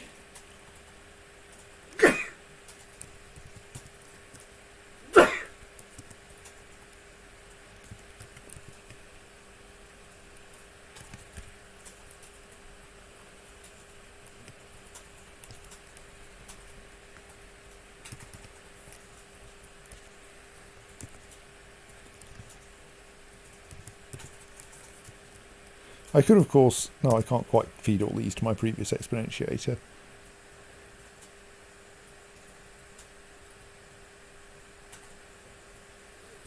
Just going, can I just dig them all out of the test answers?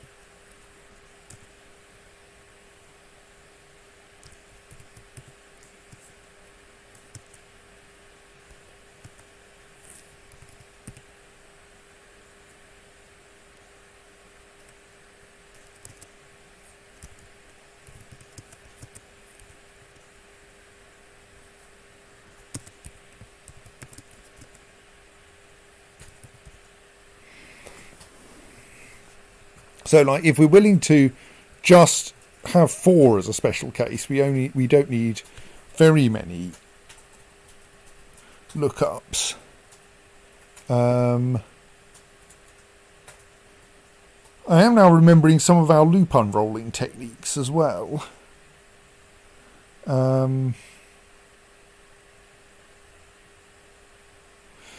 Simon says, don't forget 10 squared equals 100. Yes, okay.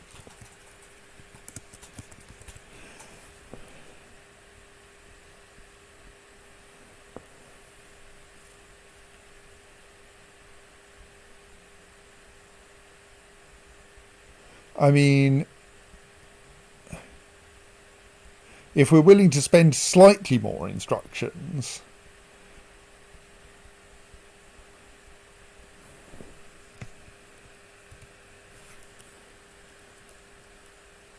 willing to spend slightly more cycles, we could do a bit of unrolling in order to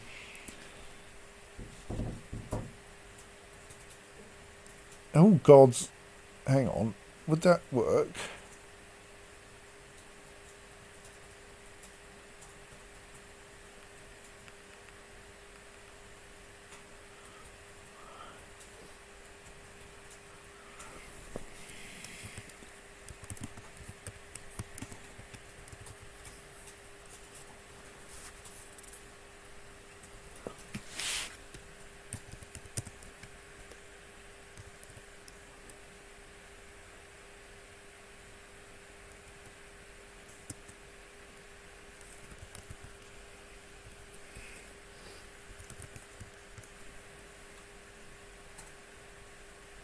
Actually, let's not do the special cases first, because I don't quite know how we're going to get our output out yet.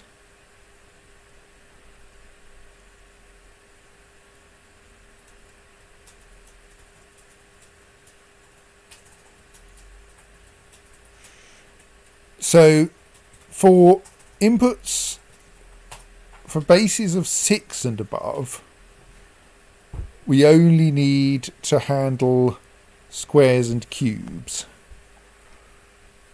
So we could go...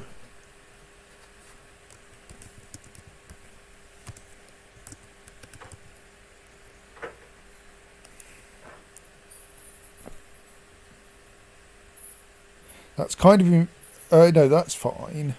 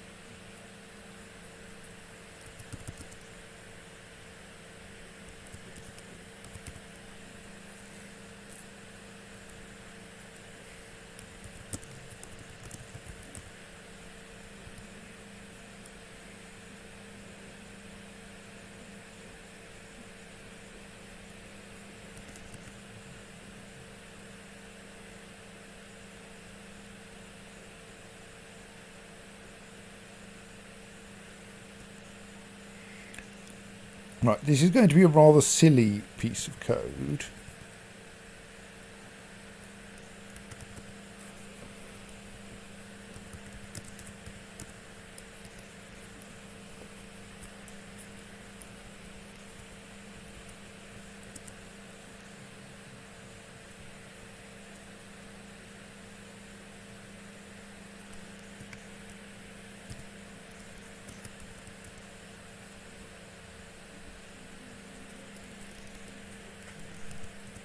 I think I may resort to actually asking Python to do my arithmetic for me, because otherwise I'm just going to screw this up.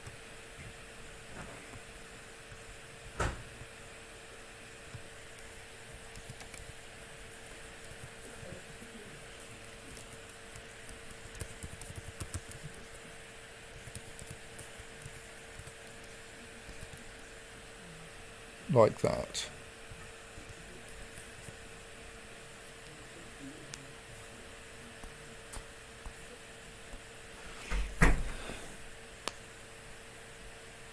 Yes, so Simon, we've suggested have a lookup table for squares and one for cubes, one in each in one processor, so that you JRO the input into it, and the table entries are set up so that the sum of AI to AN is what you want, and that's precisely what I'm trying to set up. I'm actually trying to do the squares and the cubes in one processor, though.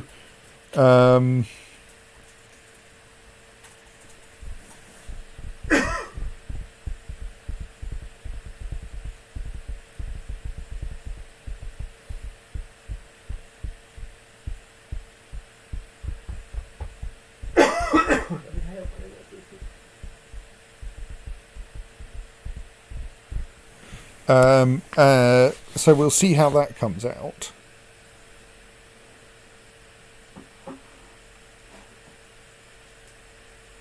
Well, I'm not doing all of the squares and the cubes. I'm doing those numbers where we only need the square and the cube, which is 6, 7, 8, 9, 10. And then the idea being that then we have the others somewhere else. But maybe your split is better.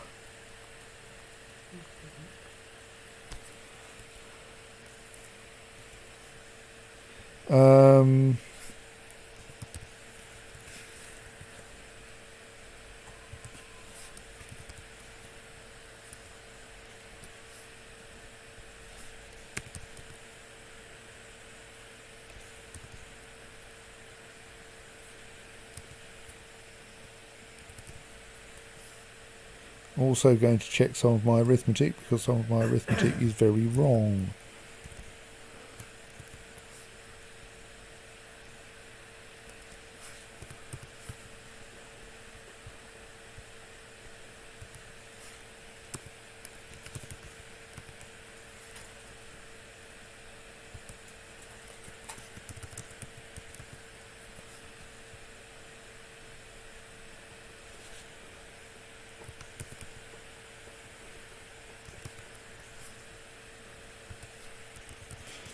I think I'm doing this backwards, aren't I? Because I need to get the output right. Yes, I've got this backwards. Let's. Maybe I should not try to make any of these lookup tables until I've tested that they can be made to work more generally. So this one will contain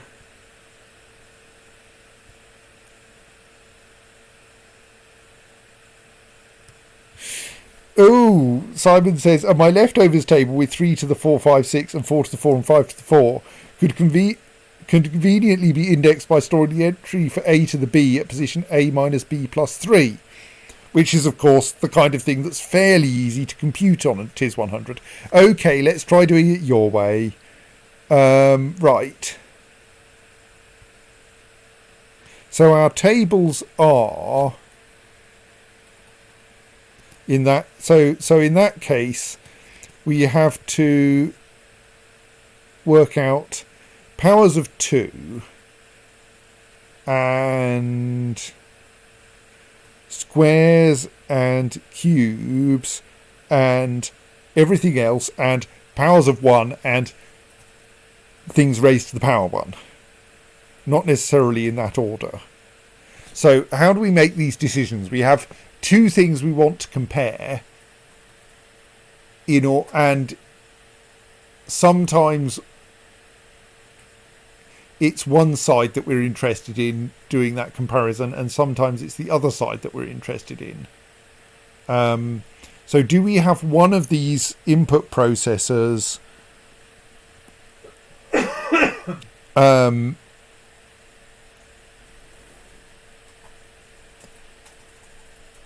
taking control initially and then JROing the other input processor as necessary? That's probably going to be the simplest. So we probably start with something like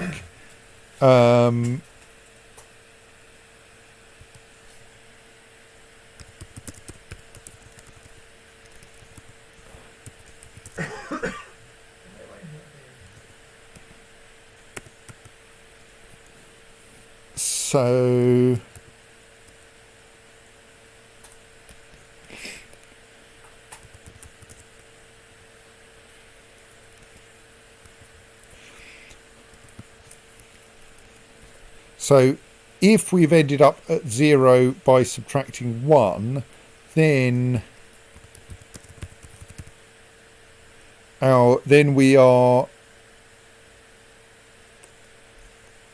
looking for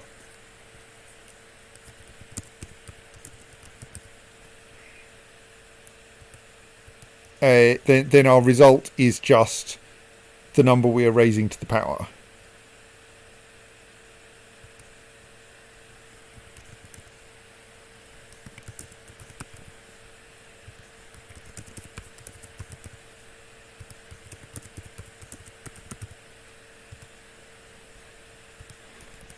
I mean, there's still a question of where everything is going to end up. But like, here's our ludicrously trivial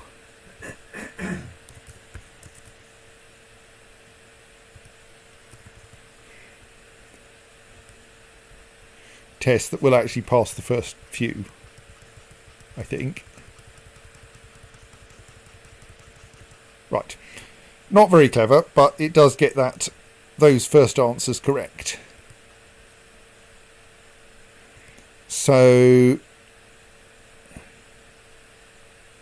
if the input is not 1, then we actually need to have this processor try working out if the thing we're raising to the power is 1 or strictly 0, but I don't think we ever get that as an option.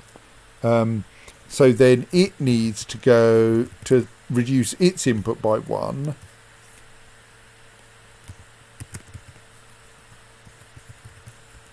And if it doesn't get that, then it needs to signal to this side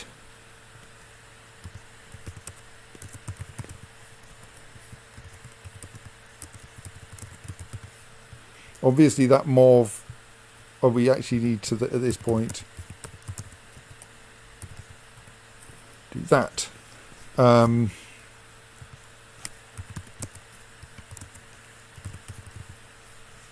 So that will handle the case where we're doing 1 to the power something. This one will fall through to there.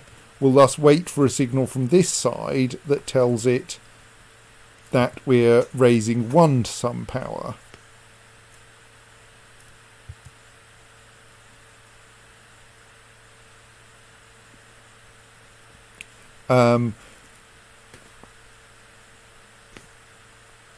But actually, is there a better way to do this? Well, because what I'm thinking now is, but we might also want to raise... Oh, no, that's probably not going to work, is it? No, let's keep doing it this way for now.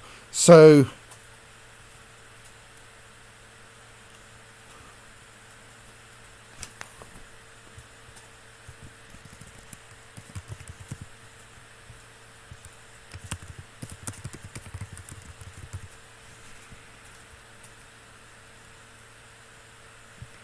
So that now handles those two trivial cases.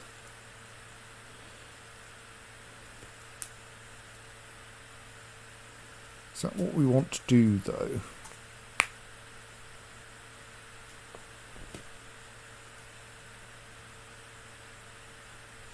Now, yes, but maybe this isn't how we do this.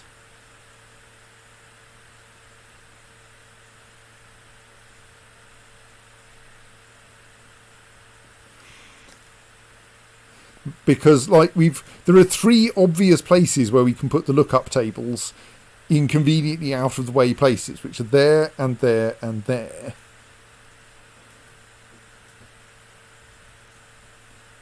So could we have something, and so for instance here looks like an excellent place to put the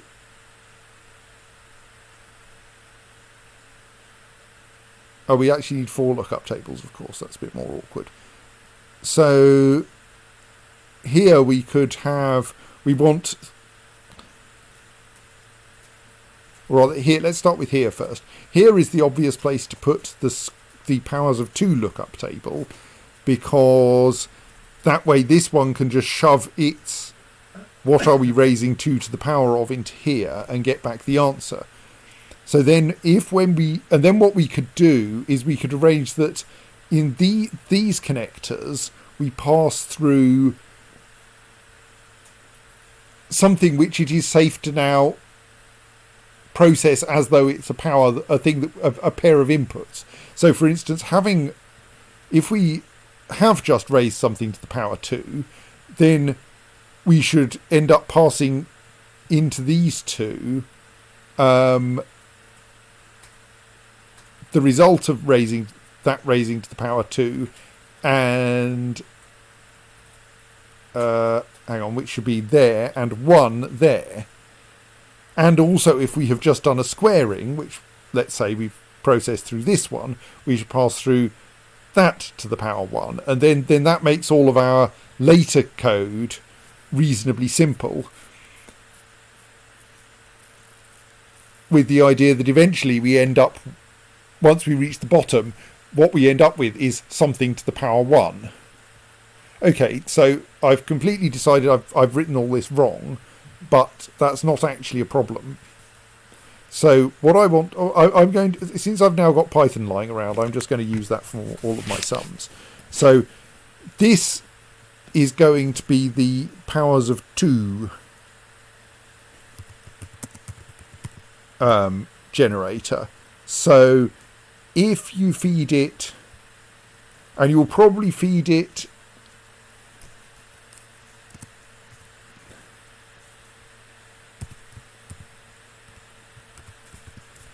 n minus the power -1, because it obviously doesn't need to calculate 2 to the... Well, it might actually be simpler to have it able to do all of them. Let's make it 2 to the n for now, because that might prove simpler. Now, given the new design I've got. So then if you pass in 10, that's never of any interest, and we will never be asked to calculate 2 to the 10. If we want 2 to the 9,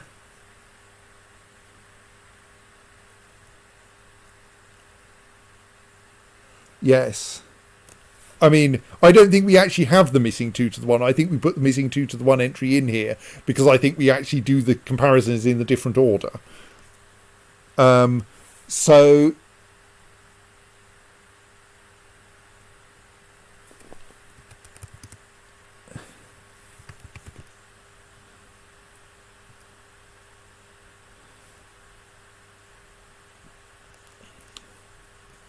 So our last entry has to be add 512. Our second to last entry has to be something such that if we add 512 to it, we get 256, which obviously means that it's minus 256. The next entry has to be something that if we add 256 to it, we get 128. And so forth. I think I can see a pattern here.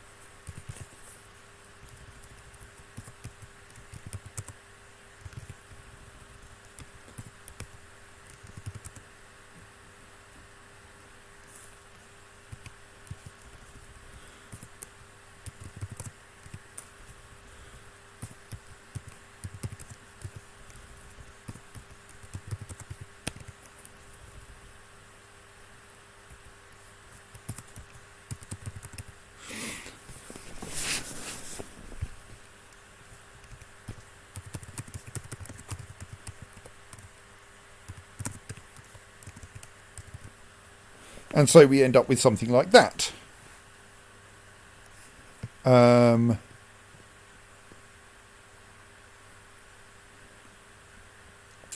So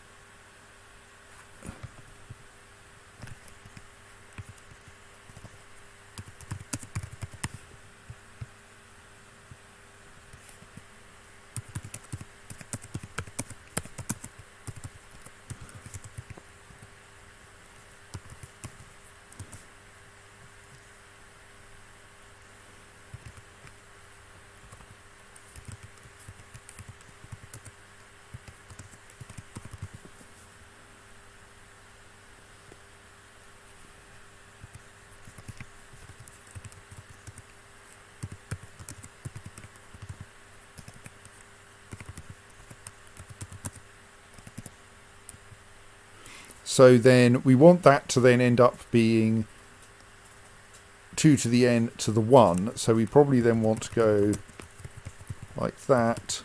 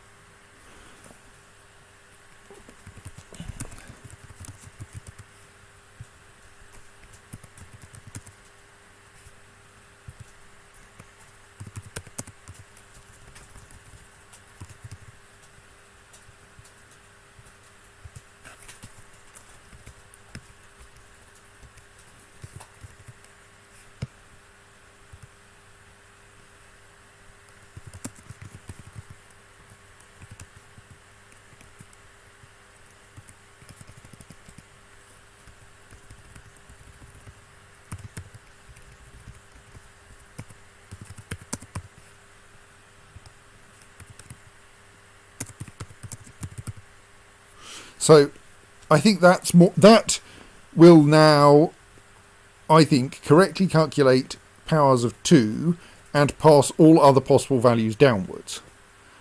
Or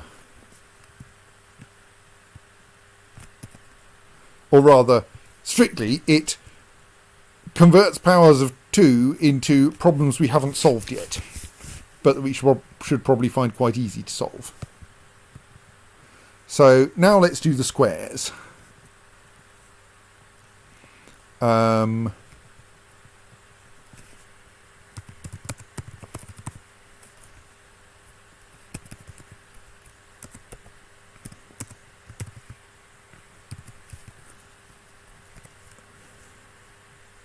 So we need to go all the way up to 10 squared.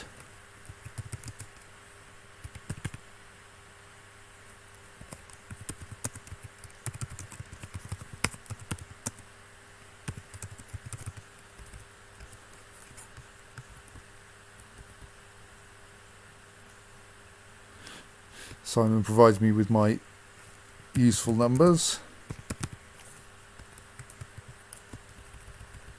Not sub minus 19, you idiot.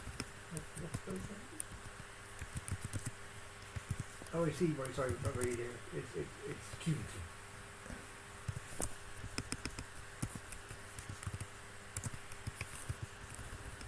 I thought you were saying 83, 85 and so on.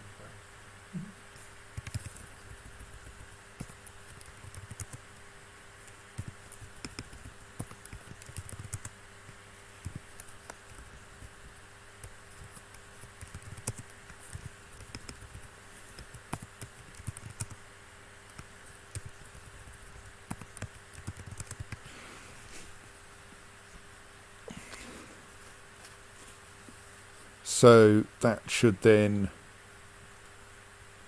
that should end up being one instruction lower than that one, because we have to go up to 10 rather than 9. So that looks about right. So now we need the code to handle that. So that's done. That will be if we're in this case here.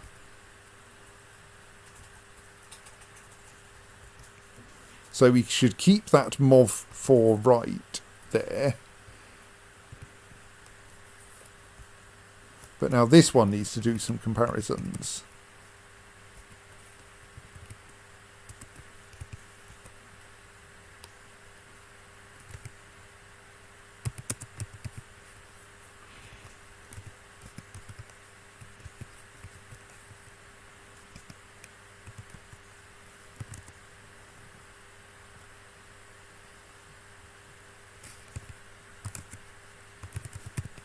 Which means this one then needs a JRO.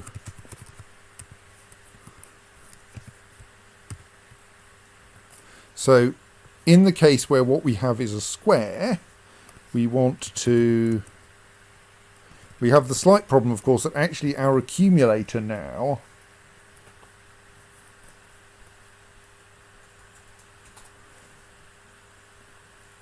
some fool has subtracted 2 from our accumulator.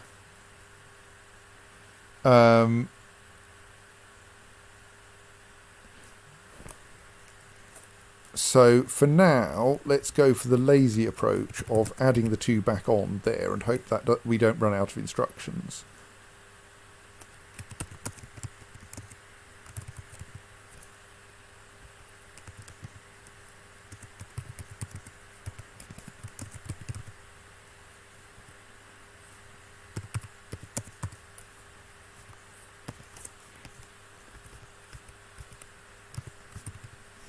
Right, so that bit 1 is the square handling,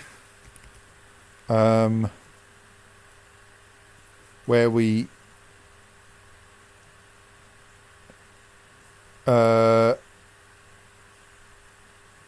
send our thing to the left. Yes.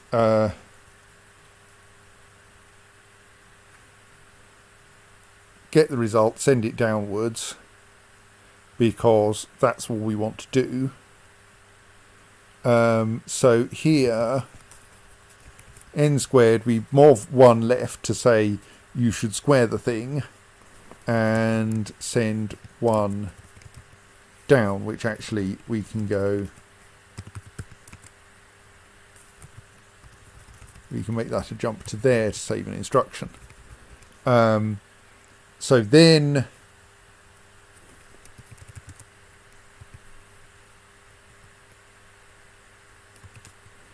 In the case where it's not a square, we signal left that it should copy its input downwards, and copy our input downwards, having re-added that 2 that we needed. Right, so I think those 4 processors will now process squares and send downwards, at least for now, all the either the results of those squarings, or hang on, we need an instruction here, don't we? Or their original inputs. So we should be able to slightly test that, in that this should just pass through 6-1 and stop immediately because nothing happens with it. Okay, that doesn't work and it seizes up instead. Excellent.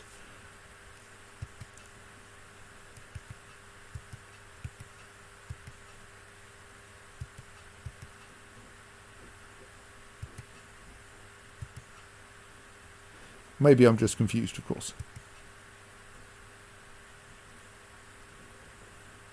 That didn't work.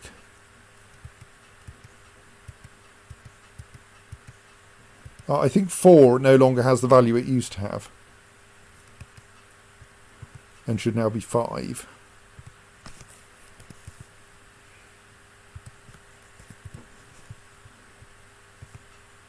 Right. In a particularly trivial case, that gives us the right things being passed on, namely 6-1. Rather annoying. It's not that long until we get a test that we actually need this for. So let's do something a bit stupid. Let's have this one throw away its input,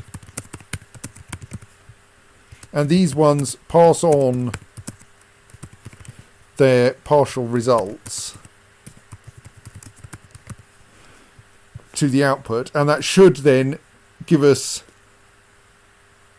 wrong answers for everything except squares and powers of 2, which it should get right.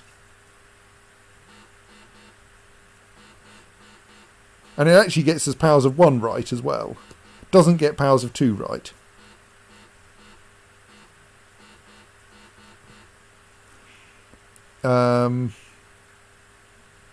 And doesn't get squares right. Indeed, it appears to get everything offset by 1 in the tables. What's going on there then?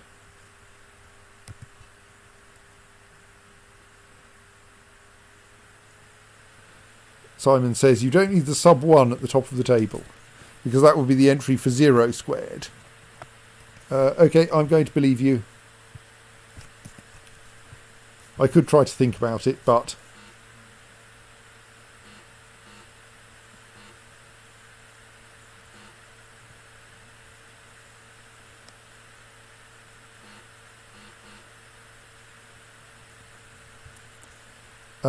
right, that works correctly now. Oh, like we've got a good 7/8 of the answers correct now.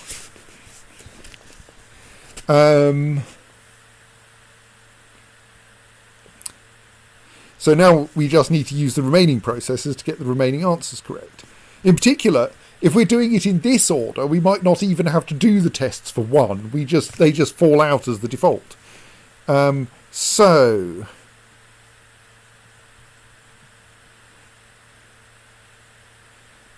now we have the cubes. So the problem is that we need 2 more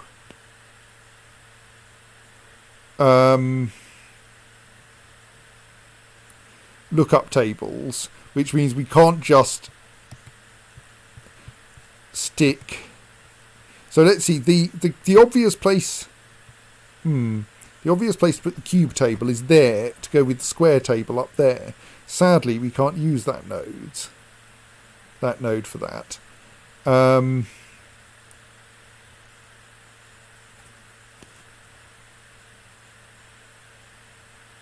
So Simon has already given me the cube table.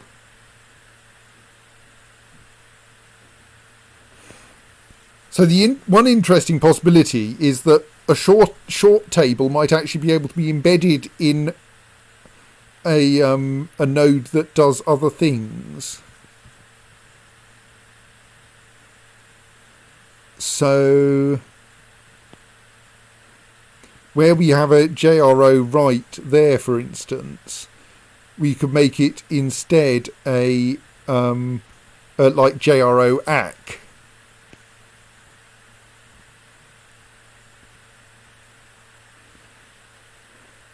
And therefore, so possibly our final looking up all the random rubbish we have left at the end table can just be embedded in some other node.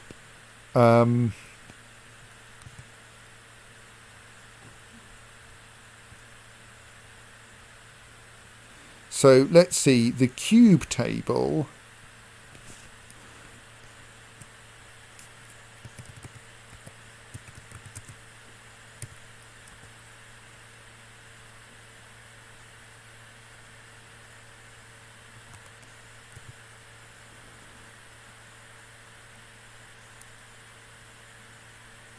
No, the cube table itself probably wants to be on this side, doesn't it? If it's going to be anywhere. We would do something like... Oh gods, this is going to be fun, isn't it? Let's just do this, which looks obviously silly.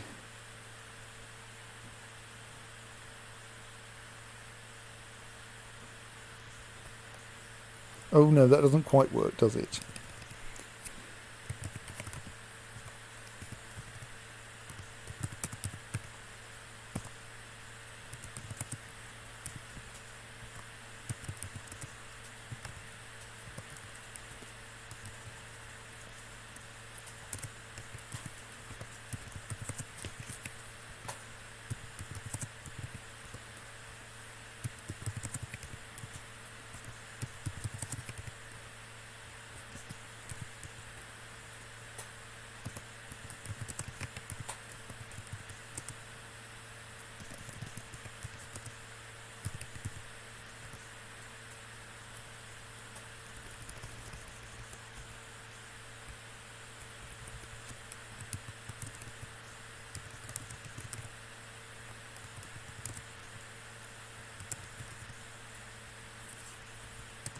Not quite enough space.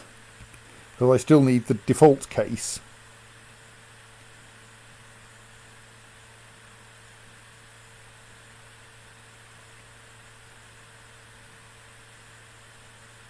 Unless...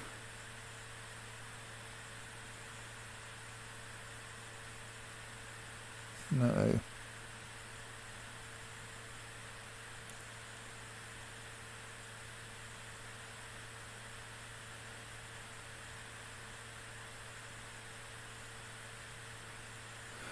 Probably. I mean, now I'm trying to work out how we can use some of this code. Yeah, I'm not sure you're not right.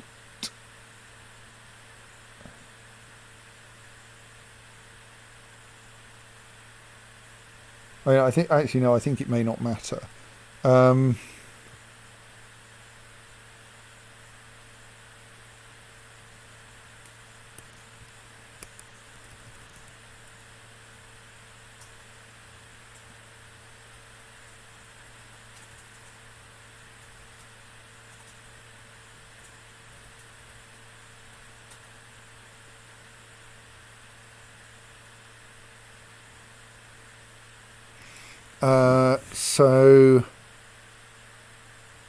But the thing is, I do actually need the extra rows in this table at the moment because we're just doing a JRO from the value we've moved in from up.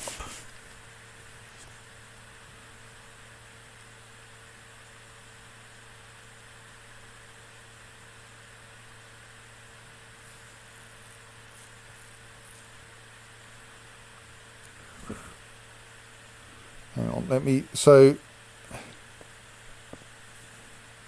The other case is just mov up right. So then the right-hand processor gets both inputs.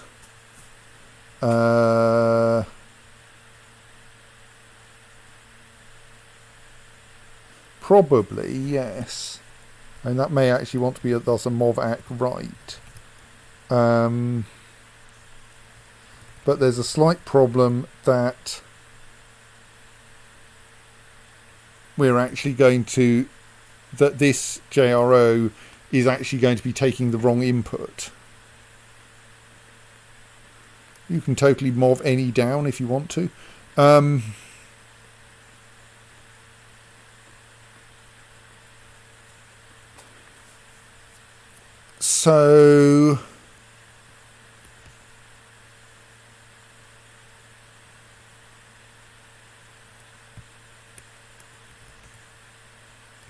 So this is all fine, except that we only have 2 instructions to spare at the moment. And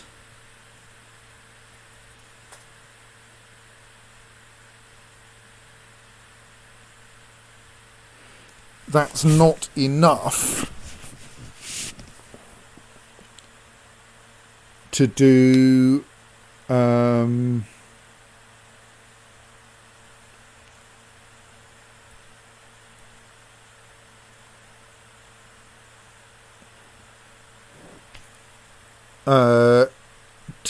the copying up somewhere plus the...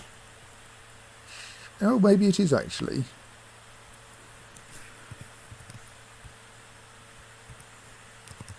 Because of course all I need is... I mean, except that as Simon points out, maybe that actually wants to be right. Both of those downs want to be right instead. So then in the common case, in the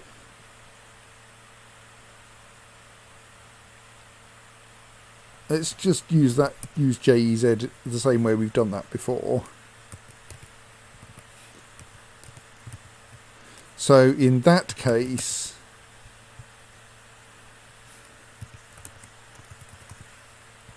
so there is a problem here and I need to work out how to handle it.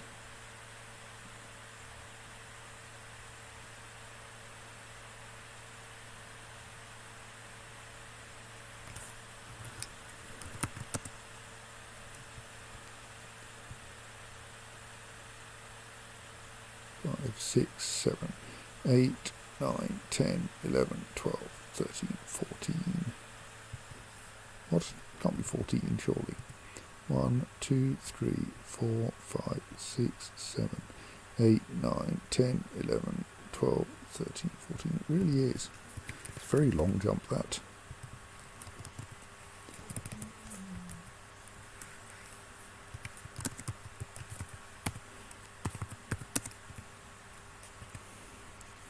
Let's be consistent and call the top loop jump target L.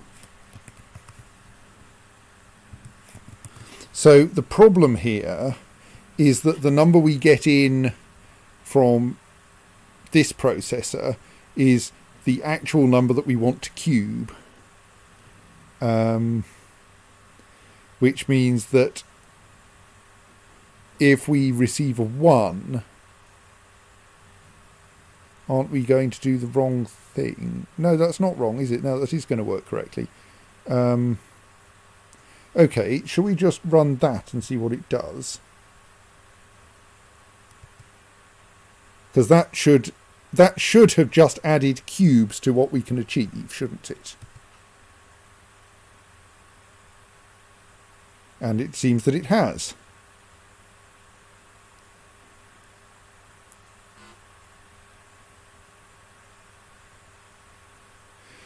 So now we have 5 to the 4, which we still can't correctly calculate.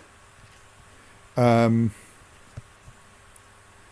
5 to the 4, which we still can't correctly calculate.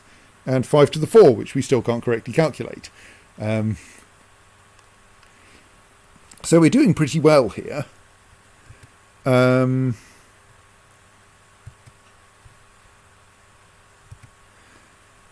So now this code here, more 14 left, jump L, is the bit that's blatantly wrong.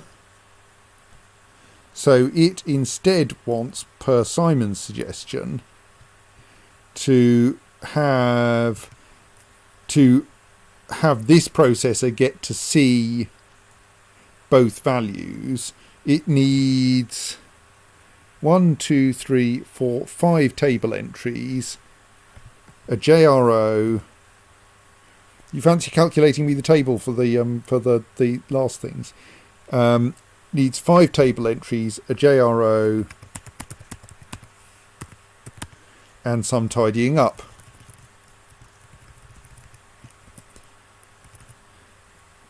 So let's try those then. So we stick with mod 14 left there. We change these to send to the right instead. We'll have both of them send to the right, and this one will then just do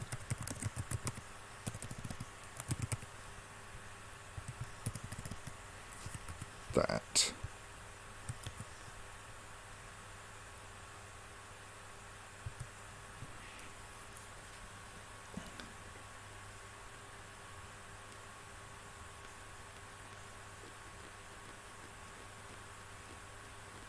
Are those in the right order?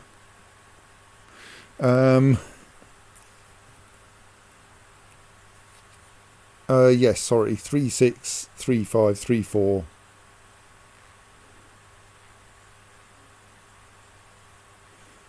A minus B plus 4. Right, okay. So we then want in here to do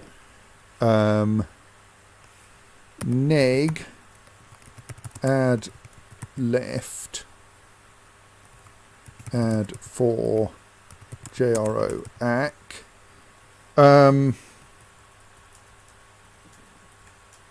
Hello, this gets more exciting. ACK is not ACK is initialized to a horrible number.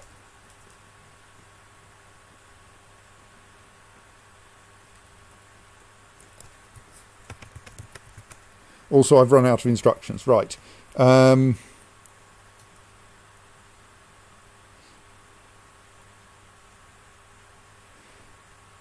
we arrange to be negating A rather than B?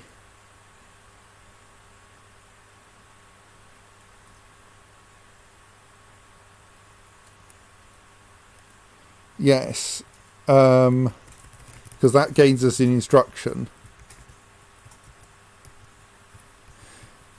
So, okay, the additional fun here, to give you extra things to compensate for,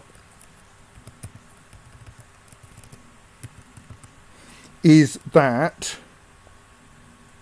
we enter this code with B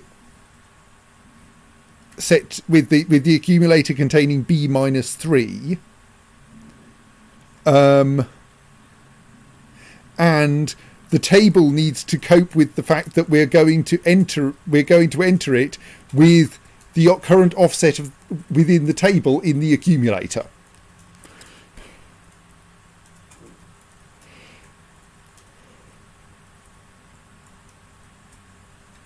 So I think that the fact that we come in with B minus 3 just means that I need to add slightly less to it. So something like that.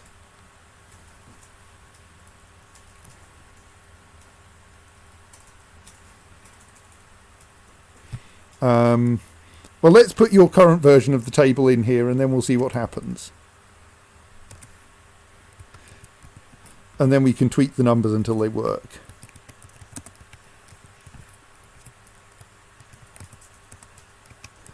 We do need to get the output out somehow, though.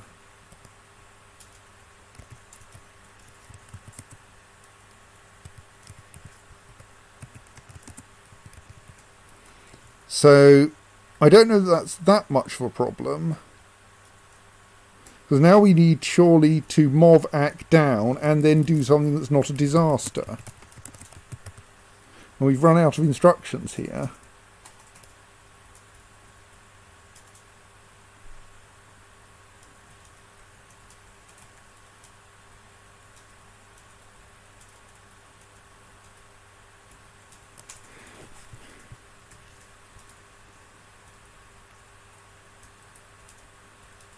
I mean, I suppose we can run this and see what happens. Okay, I was not expecting it to fail that early. Is it missing some critical piece? Oh, we're probably... Yes, the problem is that we're doing... I think we may need an extra processor for this. That we're doing this as the fallback, but it's not the fallback. As in, there are for most sums, we shouldn't be doing this dance. We should only be doing this dance for the very particular cases where b is not currently equal to 1. So I think we're going to need an additional processor. Happily, we've got this one just lying around here.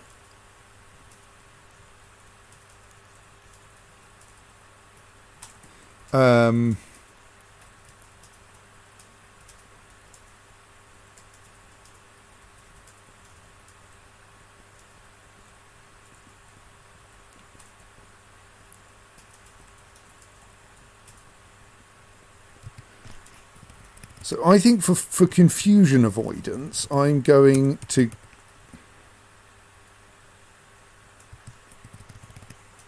go back to passing things through here. And I'm going to simplify this again so that it just handles cubes. And then we'll do the final fibbling in these processors so that we've got some space.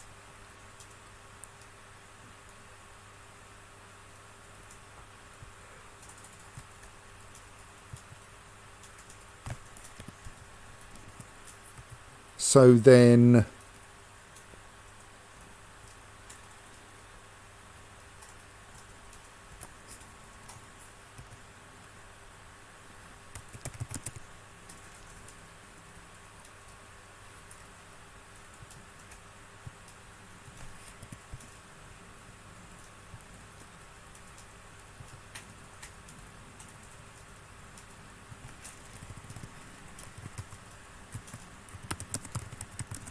So let's just try to make something that works correctly again.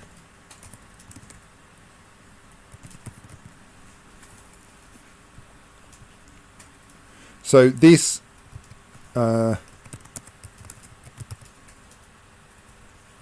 that's now actually doing things following our standard procedure, which involves...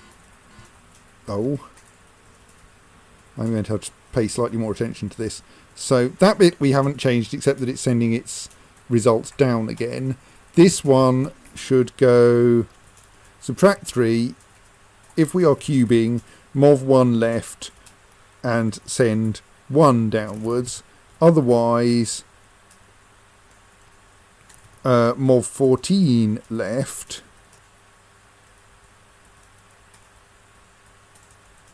add 3 to reinstate the original thing we're raising to the power of, and mov that downwards. That should be correct. Let's let it run for the entire thing. And it actually crashes as well. Oh dear.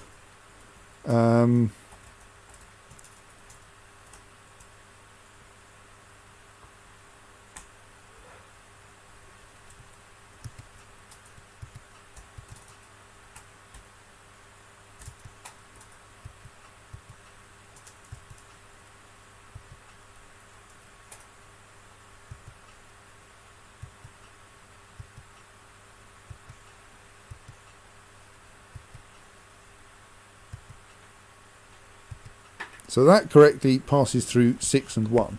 Indeed, I think this one generates the correct answer, doesn't it?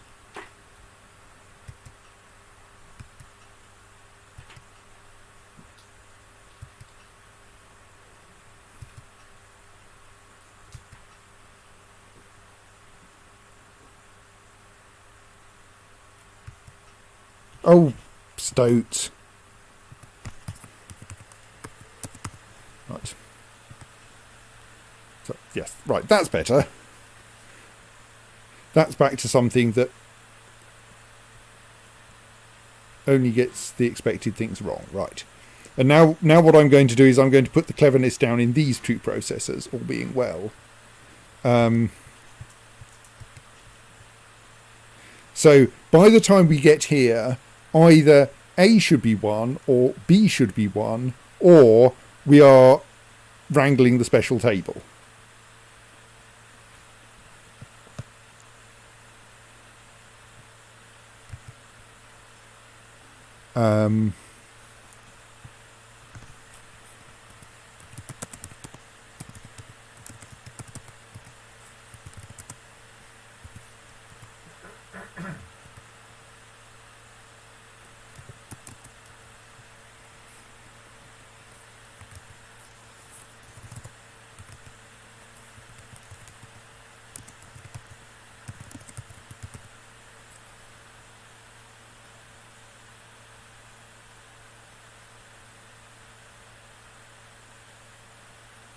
And we'll stick the special table over here.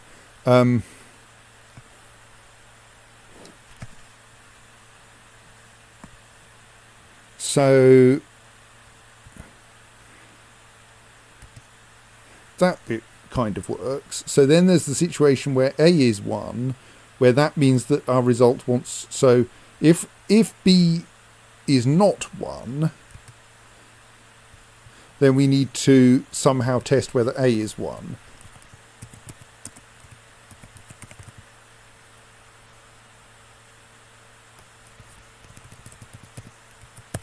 It's like we could do inline here, but on the other hand, this processor has the value conveniently to hand anyway, and we can probably do it, thus burning fewer of our rather precious instructions here. I think the JRO offsets are going to not be needed now in there, because I don't think I'm going to try to embed it in the program unless I can. But let's see.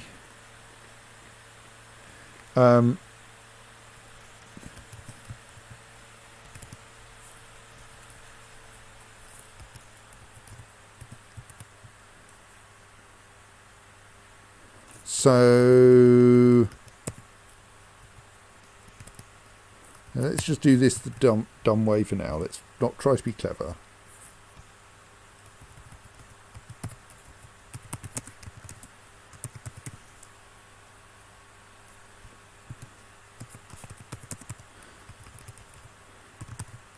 So thus, now if we get a 1 from above here, then we jump down to n to the 1. We ask this to just send us the value that we're raising to the power 1.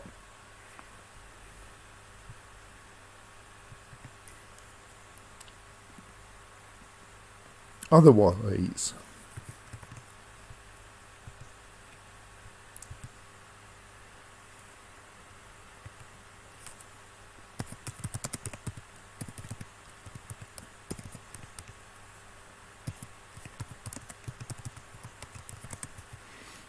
we want to know if A is 1.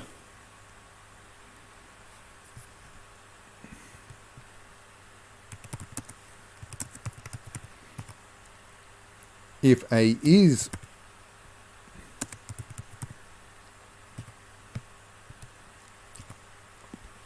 1,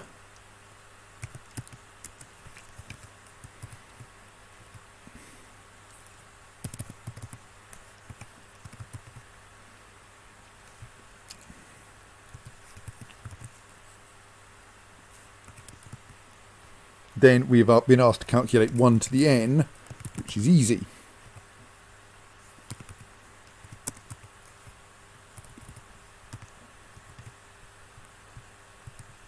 If A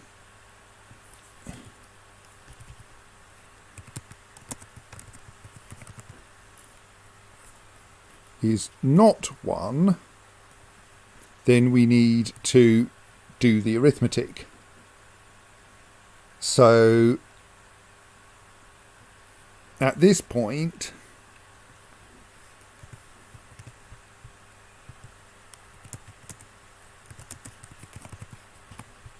we put ourselves here. We have B minus 1 in the accumulator. So then we want to subtract, and we have on this side we have a minus 1 in the accumulator. So if we subtract left, we then end up with those two minus 1s cancel out, and we end up with just a minus b.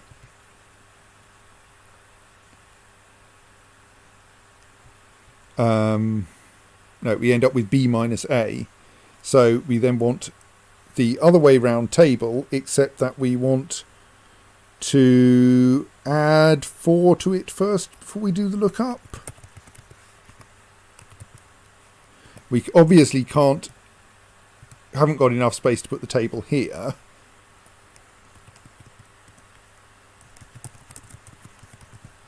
So we will use this processor for it.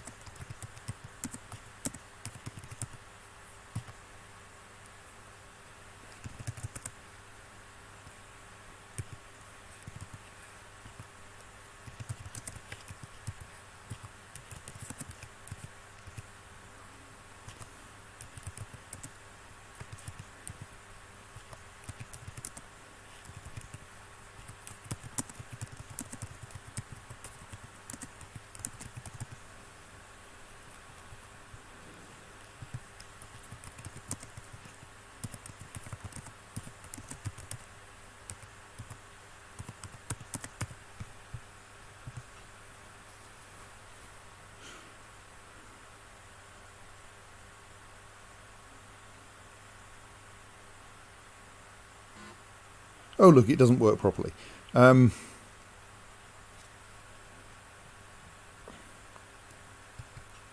So that's the point where stuff gets interesting. So we're trying to calculate 5 to the power 4. Thus we end up with 4 and 3.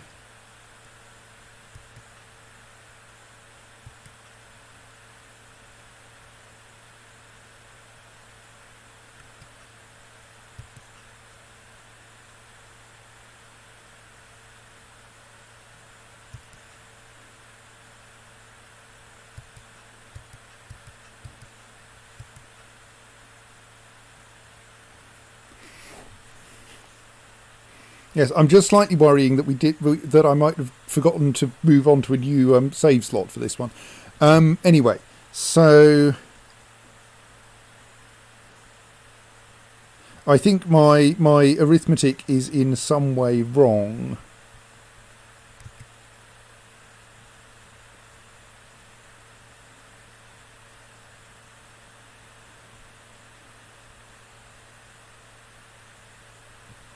So let me work out. So the last entry of this table is at offset 1, 2, 3, 4, 5.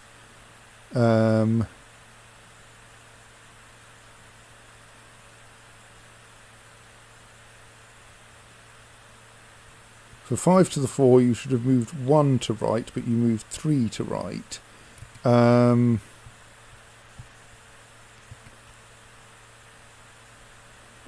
So I took 3 minus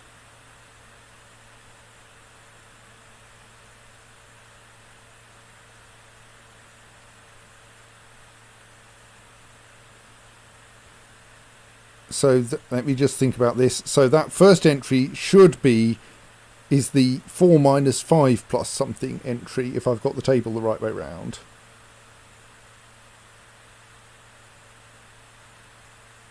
And then there's the 4 minus 4 entry, the 4 minus 3 entry, the 5 minus 3 entry, and the 6 minus 3 entry. So those are in the right order. So yes, 4 minus 5 should get us minus 1, except we've subtracted 1 from both of them, but that's still minus 1. So we need to add 2, not add 4.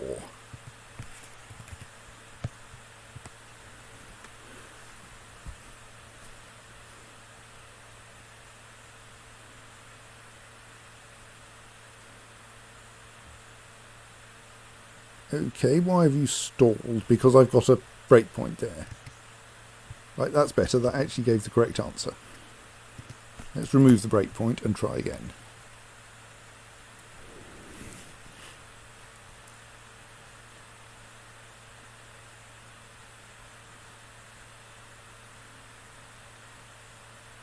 Okay, that's not a breakpoint, that's a crash. Why have we run into a crash here? The usual reason for crashes is a missing jump at the end of a case. Yeah, there's my missing jump at the end of a case.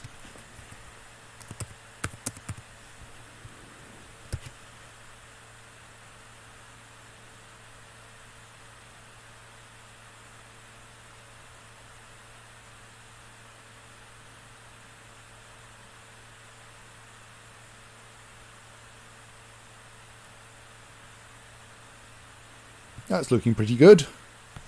I mean, we have comprehensively crammed the thing with code, albeit most of them being lookup tables.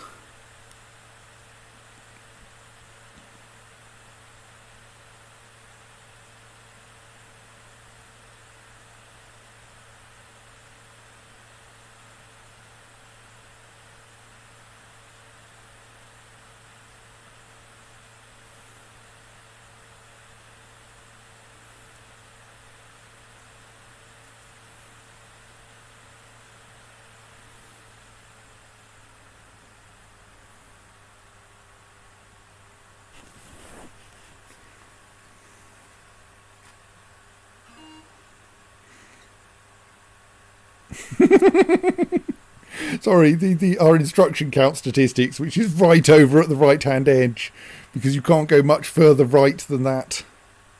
Slightly silly that the no count graph goes up to 34. Right, I should give this one a name, of course.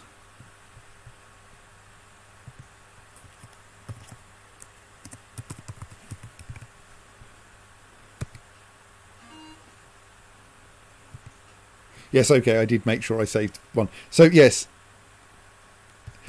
Dizzy, this is the sensible code program to do exponentiation, which just does it by repeated addition. It's quite a lot slower, but doesn't have very much code.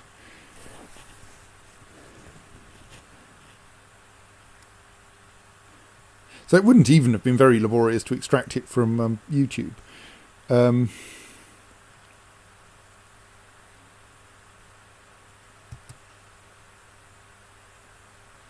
then Simon pointed out that given the limited range of inputs,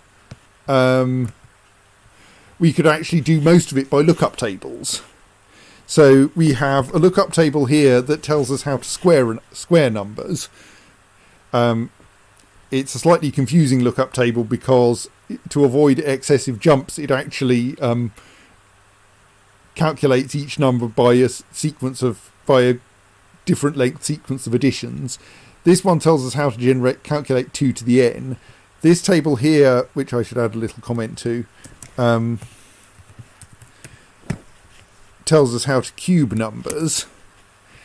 And this table here calculates all of the remaining things that aren't powers of 1 or things raised to the power 1, which are done open-coded in this block here. And in these two processes here. This is the section that does 1 to the power n, and this is the section that does n to the power 1. They're both quite simple. And yes, it's reasonably fast. Like, we can't tell whether anyone has done anything faster because we're already in the leftmost column of the cycle count statistics. And it's quite hard to produce anything that uses more instructions. And impossible to do anything that uses more nodes because we are actually using all the nodes. Well, we're not using the stack memory nodes, but those are free. So yes, we didn't even come up with a version that used the stack memory nodes, but we've done so many things with arithmetic that uses stack memory nodes. So yes, I think that's probably enough for tonight, especially since the next thing is...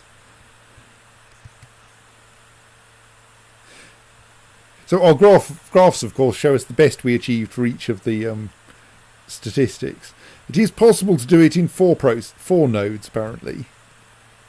I mean, I wouldn't be surprised.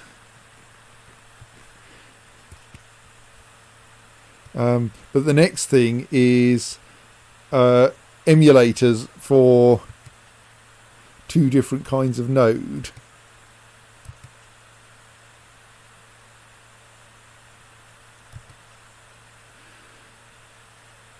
So that's going to be entertaining. And then the wave collapse supervisor, which is presumably just the thing that ends the second half of the game.